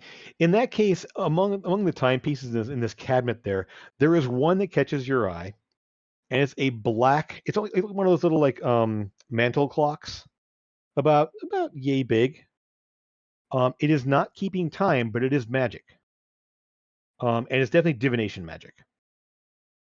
Not sure what it's not labeled. Nothing is labeled here. Essentially, it's just all sort of like things that are here. And as you get moving and move around there, you realize when you kind of move in a little closer, and all of a sudden it's kind of all there. But there's probably maybe 1 in 10, 1 in 20 things in here is actually magic. Most of it's just sort of little odd curios and little things like that. So, like of that whole clock design, one is obviously like a clockwork design that has some sort of a magical winding mechanism that's working, and the other and that black the little mantle clock there is also magical. Of all the other ones in the cabinet there, those are the only two that have any form of magic in them. So things like that. Let's see here. Let me just roll here to see who this happens with. One sec. All right, Trevor. Awesome. Yes. You're walking along, and you actually hear this as you're walking. you hear this. Feed me. Wait, Feed what me. do I hear? Feed Feed me. me. Oh, Feed me. okay. And I you would look like. around, and you realize you're not hearing it your ears, Am I and you're hearing it? glancing around in your mind. Okay, Feed me. I'm gonna try Feed to. Okay, if I'm hearing it, Is it I'm gonna me? try. No, No, I'm gonna try to telepathically Feed speak me. to whatever's talking to me. You want food? Feed. Food. Food. Feed me. and you're kind of trying to figure out where it's coming from. Yep, I definitely am. What? Can I make an animal And- handling check? Well, probably Presumably, presumably, it's animal not. handling check. No, because I literally just said that. That's the only thing I'm fucking proficient in besides acrobatics. I mean, what you'll spot. Give me a intelligence check. Oh, I'm so good I at know. that. I know. You hate me It's so not a much. high one. Why? Yeah. Okay, but my intelligence is bad. I just don't have a It's not bad. It's not super high. Nobody's proficient. It's just a straight check. Just click on your intelligence. Yeah, Yeah. that's not bad. Yeah. So yeah, you actually you kind of looking around, you realize like there's a big fish tank. Like a big, like what, 50-gallon fish tank. This big old tank there. And there's some like weird little plant things in it. And there's a little like stone castle looking thing. Right. Like so there, and a little treasure chest. And the treasure chest moves. Is it? Oh my gosh! It's a tiny little mimic I wanted so bad. Right. And it says, "Do not reach in tank." I reach in the tank. Can I climb in there? I want to give it some. Well, I will say it's a 50-gallon tank on a table, so you're kind of like looking. You need to climb up on something to get into the tank there. I'm doing it. Let's see. Stop. I remember Seymour feeding Audrey too, because Yep. she wanted blood. Okay, so Yep, I'm you start to doing do that, and I'd you hear a not voice in it. say, Please don't mess with the tank. And I'm not messing with the tank. I'm messing with what's inside the tank. Don't mess with anything in the tank. All right. and you will see that the little chest are sort of like wiggles a little bit, and the lid opens up and closes, like the little ones in the, Yeah, in I the want aquarium. a little mimic so bad. I've never wanted anything more. Is this thing here for sale? Oh, it is feeding time, isn't it? Yeah. All right. Just a moment. I'll check. And so she walks over, and she actually does bring over a little bowl with some fish in it. And she, Okay. Step back just a moment, please. and she kind of leaves it very carefully, just like dumps the fish in, and yeah, little pseudopod pulls the fish in, just like, and the little the chest just like mushes the fish to bits there, just like, That's awesome. and then another one goes there, grabs the fish there, sticks to it there, and just kind of pulls it. Okay. Now I ask again: is this thing for sale? Let me. And so she does come out and pull out a little book there.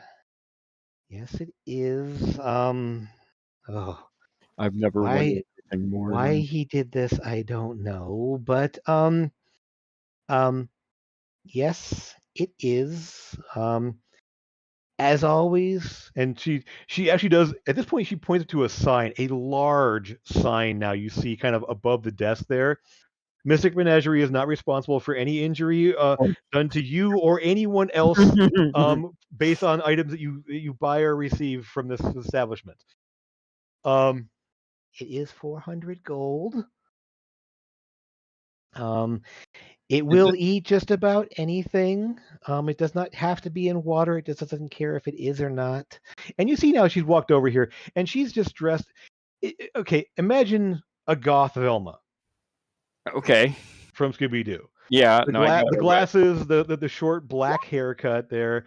And just sort of a little curvier figure there, and black clothing and such like that, and the high like the Doc Martin type shoes.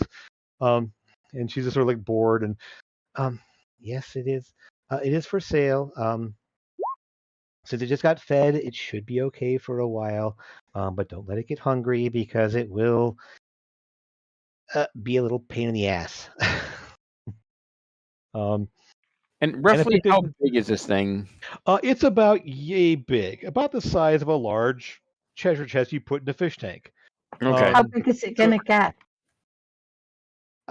Well, it is a mimic. They get as big as they can. They take a long time to grow, though. So, I would assume it can get the size of a door, size of a wagon, the size of a house. I mean, depends on the mimic. The little ones like this, they do tend to be somewhat psionic. That's how they communicate. Yeah, and so this is a juvenile mimic. It's in the monster manual. Okay. I've never went. Yeah, sold. I mean, 100% sold. I will hand it with Yep. gold without hesitation. I want to fucking.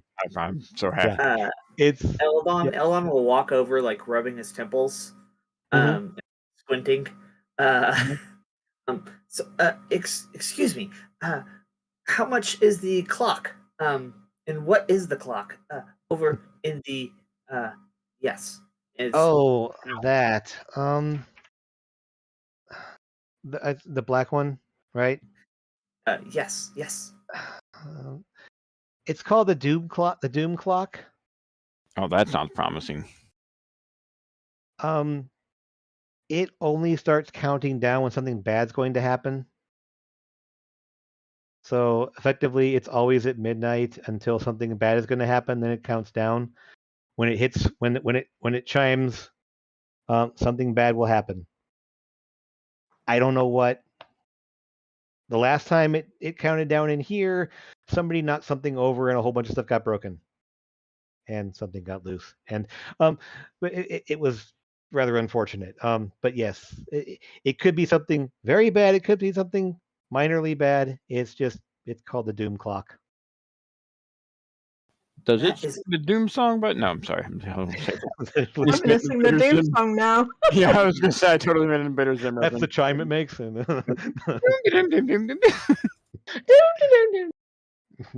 So Oh, glad that's I all remembered stuck that. in. I've my head. only heard Thank it.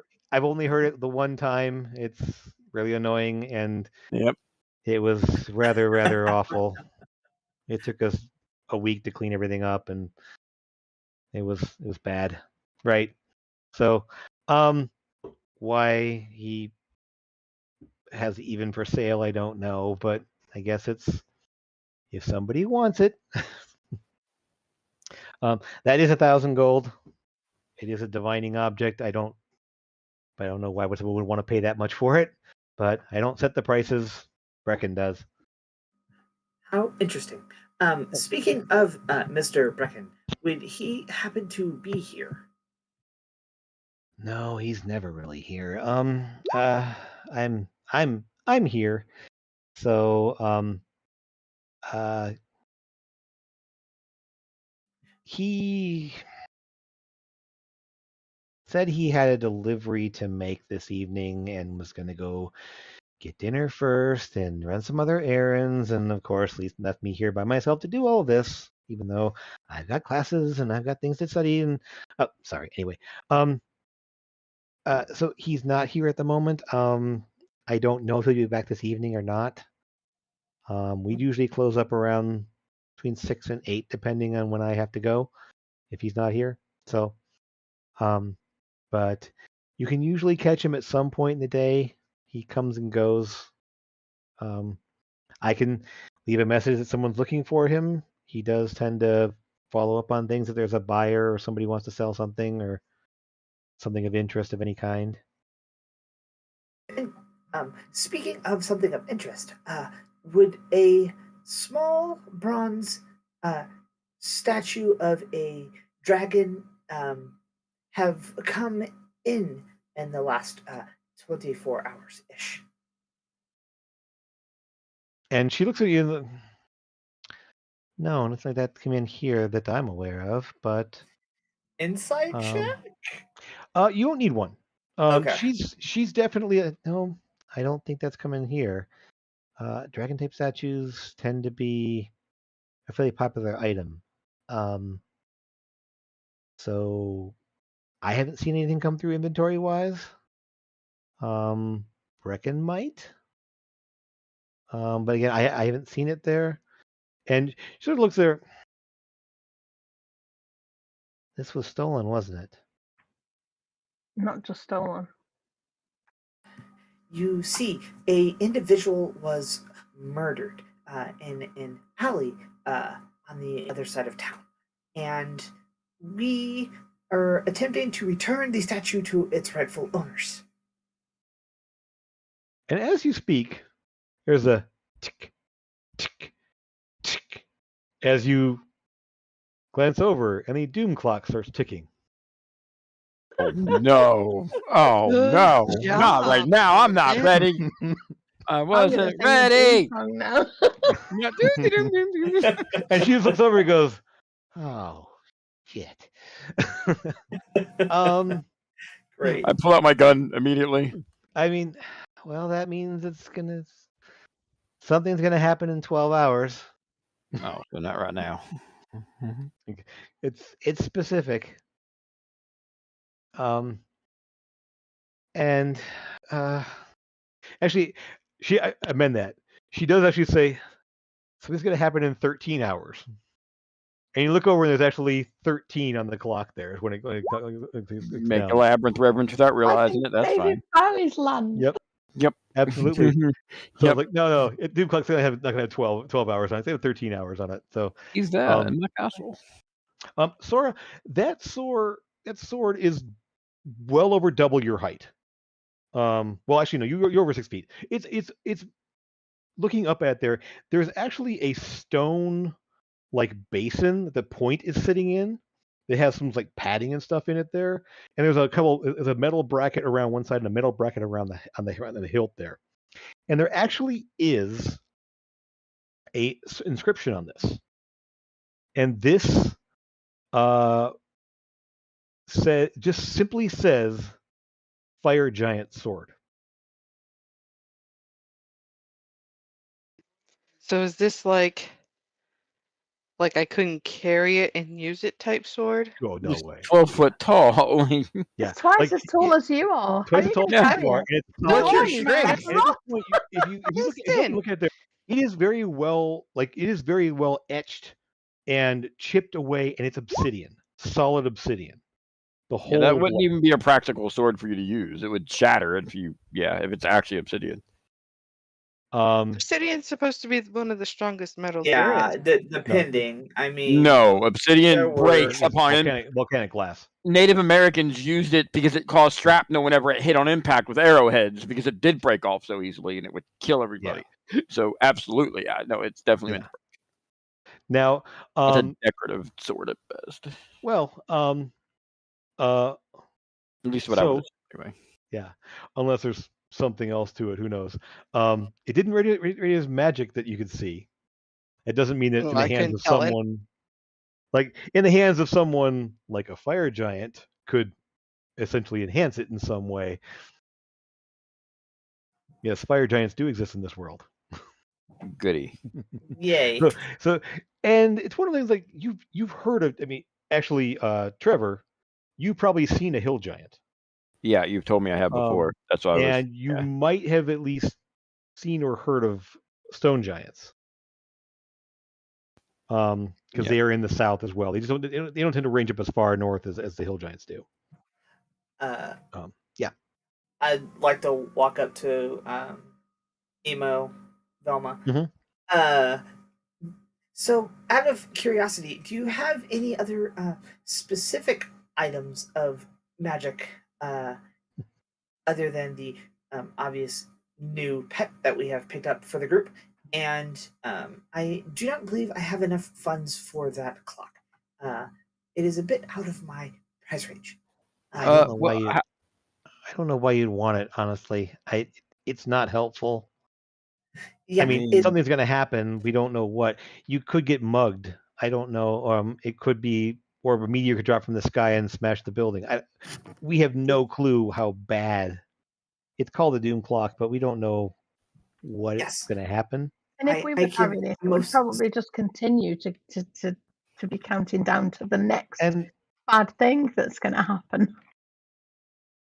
Nothing bad has happened so far. Sure, Mr. almost died. Right.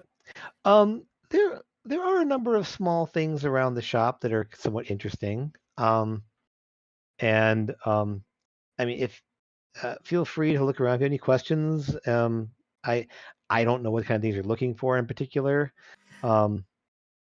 So I really don't think that. I mean, again, there's so much here that unless you narrow it down, I'm sure something that somebody would want.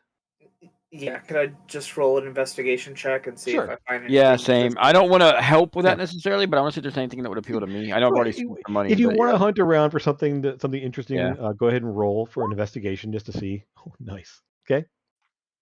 And I'm I'll gonna roll guide one. it. 22. Oh, There we go. did I just roll a one? Oh no, that's somebody else. I was gonna say I was really happy for a second. No, I'm gonna. Oh wait, no, I can only reroll an attack roll. God dang it. Are you able You have to, inspiration points. If you want. Are you able And to this was contact? just to see like what craziest thing you're gonna have. Sorry, go ahead. Go ahead there. Sorry, are you Yeah. able to contact Brecken in any way? I can leave a message for him here, and that way he knows that someone wants to talk with him. Is he likely to stay around if he thinks someone wants to talk to him? Look, I can find out where he is. Yes, please. Did he do something bad? Sorry, Did he do something bad? we don't know. We've no idea. But I mean, this doom clock's counting down to something. We might as well make sure he's, Out of curiosity, how many times have you heard this doom clock go off in your presence? Just the once. just the once. He's Just already now. Okay, I didn't hear. Sorry. Yeah. No, the time before. Yeah. Oh, Um, that's This is the second time.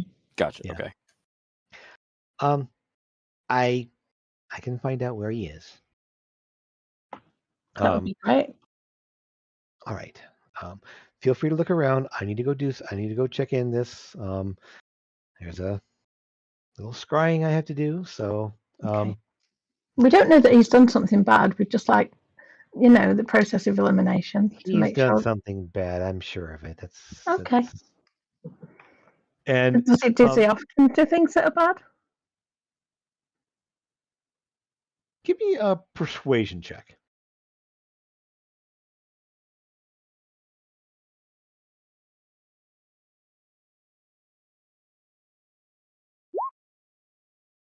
Nice. And so she's look. Some bad things come in here sometimes. Some things that I don't think he should have, and some things he shouldn't be selling. Like tiny Now- mimics. Well, I don't know. It's actually kind of cute, but and once it's fed, and remember at this point, she does have it in a little box for you, kind of like basically effectively a shoe box. Right. And it's just sort of like it's just sort of like like the little treasure chest is sort of slumped, and it's just sort of it's like basically sleeping, and you hear this like little like almost a little snore in your head once in a while. And it's a treasure. It just went really deflated partially. I keep Aw. trying to talk to it telepathically to see if it responds in any way, like any movements or any gestures or Eh. anything like that. Food? Sleep. At this point, like it's like it ate a bunch of fish. And it probably ate about a dozen of them, little like basically goldfish kind of like that. So Gotcha. Yeah, little minnows. yeah, like it is sort of like Sleepy. Okay. Basically, more. 8 now. Sleepy. Yep. Got it. for now. So yeah, it will respond, but mostly it'll say sleepy, leave it alone. Such a fun. And so she'll say, "Look, I can tell you aren't the normal lowlifes or weirdos that come in here. I mean, well, to be honest, you're kind of weird. I mean, not gonna We lie. are weird. But, No, We're that's definitely weird. that We're is that not is low indeed life. that is indeed But- fair enough. Well, some of us are more low than others. Oh, height wise, anyway, at least. Some of them are slightly more weird than others. Look, yeah. I have a little side job. sometimes there's cursed objects here. Hmm. Have you heard of the Temple of Light? Yeah. Well, there's an organization, and she sort of glances around. Make sure at the point there's no other customers in the store currently. We're strangely enough at the moment there. She's I'll just motion for Sora to come over and listen as well. But I'm staring at the sword. Okay. so as you're there. So the Temple of Light has sort of an adjunct building, and they take cursed objects and seal them away. They call it the Vault of Palor. I mean, Palor is Fultus, Palor. It's kind of weird that they use both these, but they call it the Vault of Palor, and they take the cursed objects and seal them away because most magic items you can't destroy. It's very hard to destroy them. So they can find a way. They do. If nothing else, they keep them underground in this vault, sealed away, so that people aren't going to get hurt by them or get twisted by them or messed up by them or anything else like that. So whenever one of those comes in, if I find out, I contact them and they bring the funds to buy the item and take it away. So I see. Okay. I can be fairly sure that nothing in here, and Doom Clock is annoying. It's not really cursed per se, technically, No, but it's anything usually else, just a if it's warning. dangerous, I mean, if it's dangerous, I make sure it gets out of here. Brecken gets his Okay. money, and that thing goes away. By the way, the sword is more for decoration than anything else there. It says Fire Giant Sword. I think it did come up from a Fire Giant, but it may have been a ceremonial or decorative item from there. I'm fairly certain that it was. I mean, it is a real thing. It's just not really meant for combat unless they do something to enhance it. I don't know what Fire Giants do. I've never met one. Don't wanna. Nobody should. It's just pretty.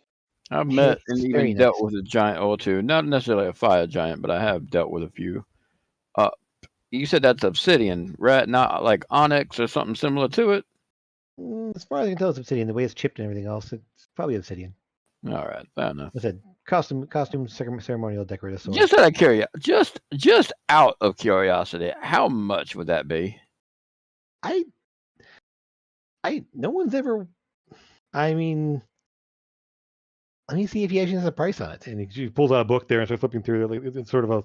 Yeah. I mean, it's not enchanted. It's mostly for ceremony, so I don't imagine it being that expensive. I wouldn't imagine. Well, it's kind of one of a kind. I mean, so it's kind of a showcase piece for the place there. He did say he does have a price tag in here, 10,000 gold. Yeah, no, I would rather scrub off vital parts of my anatomy with the rest of your Ososfad than do that. But I do appreciate you telling me. Don't blame you. Like I said, it's Yeah. I think it's if somebody wants it bad enough, they'll pay for it. But I don't know why they would. I mean, I guarantee that's about 2,000 pounds. Yeah, I was Roughly. gonna. Yeah, definitely. I was gonna see if the Blue massive. Man. Yeah, if the Blue Man group over here wanted it as a little gift from me, but no, not that much. So basically, yes, it says this shop occasionally gets cursed items. They get taken away by the Vault of Palor to sealed away. In terms of items you find her, and so Eldon, let me see if I have something that you would be interested in here. You will see in a jewelry section there. You will. You will see. So you kind of squint there, and there's a couple things there. But one of them is a little bit stronger than the others. Some of the minor things like it glows. It's sort of a glow to it, or a little bit of a light thing, or a little a little bit of a glimmer or sound or tinkling bells when they're. But one of them It's labeled so it does radiate a little bit more magic. And there's a little tags on each one there. It's called Sage's Pendant of the Favored. And without identifying it, you're not really sure exactly what it does. But that's what the tag on it says. So I'll walk up to her. Excuse me, ma'am. This ring over here. What what is its properties? Oh, let's see. I pulled out the book there. Let's see. So that gives you +1 to intelligence history checks. Okay. And once per day you could roll a saving throw with advantage. Oh shoot! Yeah. Okay. Cool. So, And that how? is 300 gold. I will go ahead and purchase this ring. Thank you. Yep, sure. Yes. Does require attunement. So Yeah. I mean, that's I have them all open. I'm pretty sure. Yeah. What does it do? Gives +1 to history checks, and once per day you can roll a saving throw with advantage. Nice. And I'm very far away from being able to have all of those fun. How much did you say it was again? 300. 300. I would like to purchase that for him if he would allow me to do so. Oh shoot! Yeah, that's fine, man. That is your gift. Oh, thanks, bud. Thank you so much, Mr. Trevor. Okay, see, if you want to ever pay me back for this, you do not call me Mr. Trevor. It's fine. You can call me anything you like. You can call me Black Coat. You can call me Trevor. But please, please, for the love of all gods, do not call me Mr. Mr. was my father's name, and I don't even know his real name. So if you would please be so kind. Of course, Black Coat. Yes. Fair enough. That sounds much cooler, does it not? Let's see here. One sec. Let me just check one more thing. So, so you guys want to ask her if anything specifically you're looking for, or do you want to ask if she has anything on those lines? I do. I've heard of this shield that protects people from spell. Well, I'm not sure I have something specifically that does that.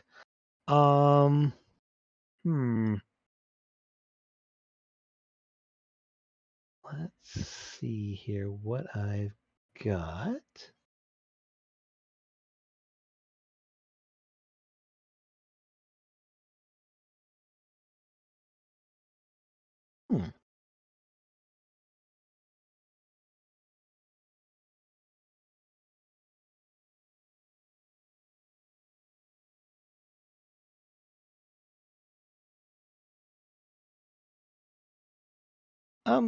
Nothing quite as far as in terms of like looking at the actual item. I'm not sure I know exactly what that does. Let me just see. Hello there. Hello there. Good to see I you. was just looking at it. Hang on. Okay. Yeah, I'm not sure I have. Let me just pull up there to find it. I think it's called spell power.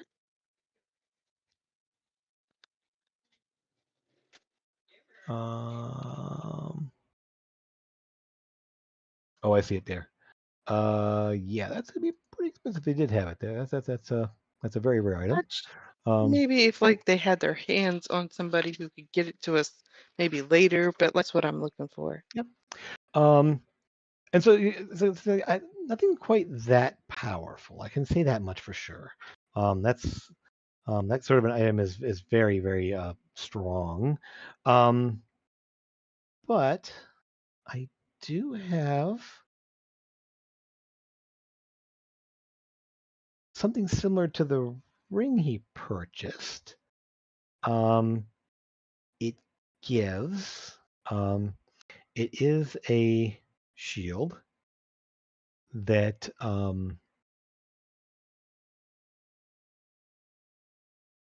let's see. It does give.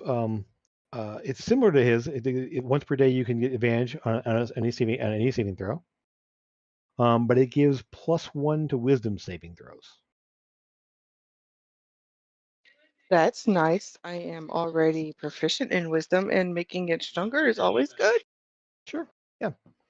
And so it can guard the mind a bit more and make it so it's a little easier to resist things. It is a shield, and so it is sort of a similar shape shield to yours, sort of a general like heater shield style, kind of that little V looking shape there. Anything else people are looking for? Any kind of things you're looking for?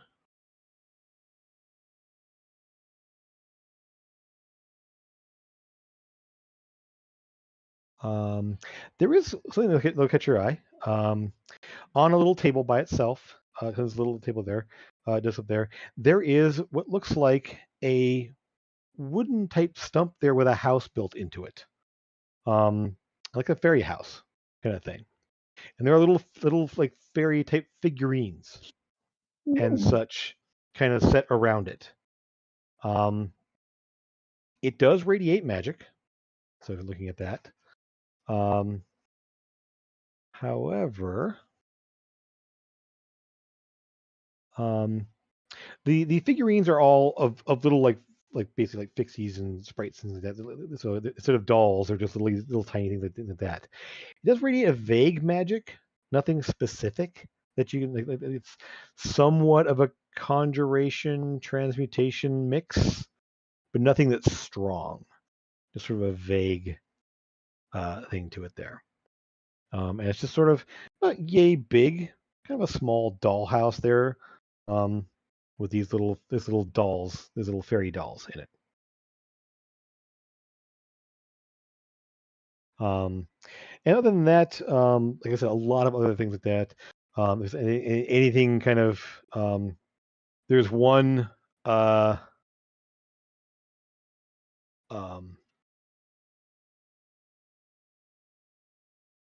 Where is that one there? Sorry. Does it do anything? Not that I'm aware of. It's just pretty, as far as I can tell. How much is it? It's 325 gold. It's not It's that pretty. I know. I'm shocked. I think it's just marked up because it's magical. I don't know. I think he just I've never seen that it does anything. Maybe it does. I'm not sure. I've never seen it do anything. And as far as I know, identifying has never given any specific magical abilities about it. I said it's yeah. Is my detect magic still? I would say so. It's a mixture of conjuration, transmutation, but very weak, fairly weak, and no like specific. I mean, identifying or else that is not really sure. I mean, so we have everything identified when it comes in that we can. This doesn't never really given back any specific properties, so I don't know exactly. So I would say, yeah, if I mean, you guys have dropped a bunch of money in here. If you want it for 250, I can let it go for that. Okay. Okay. You can put down fairy house with 6 dolls. Watch this thing be like the doorway to the BBEG. Don't say that. Tick, tick, Can't be my fault. Tick, tick. No, the doom clock. What could go wrong, right? Freaking fairies.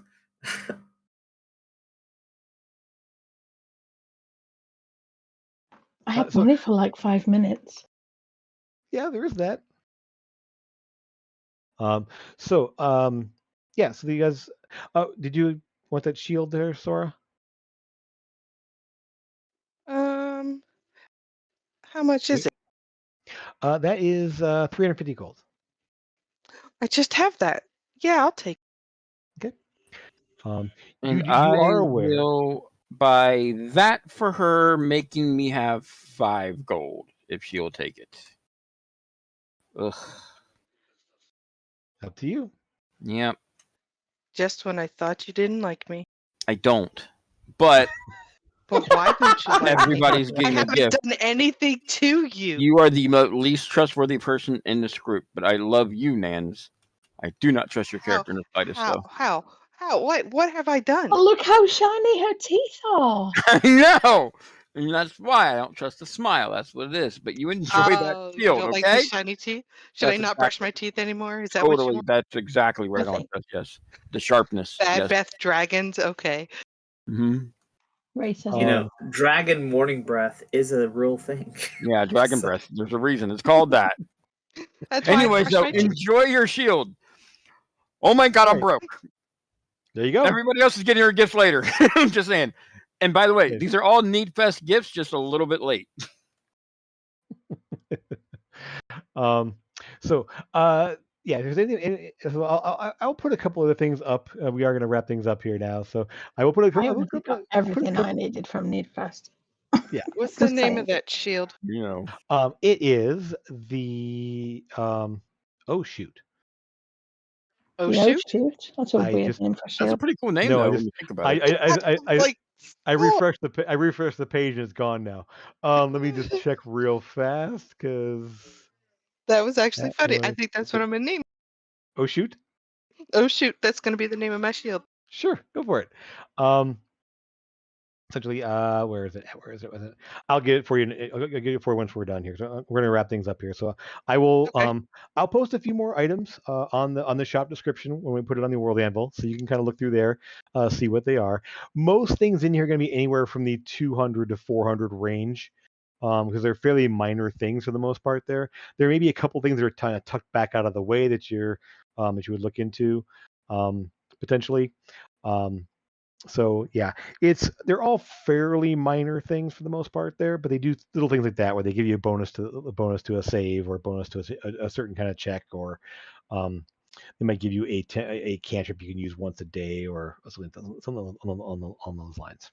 So I'll put a few of those up on the shop there if you want to look around some more.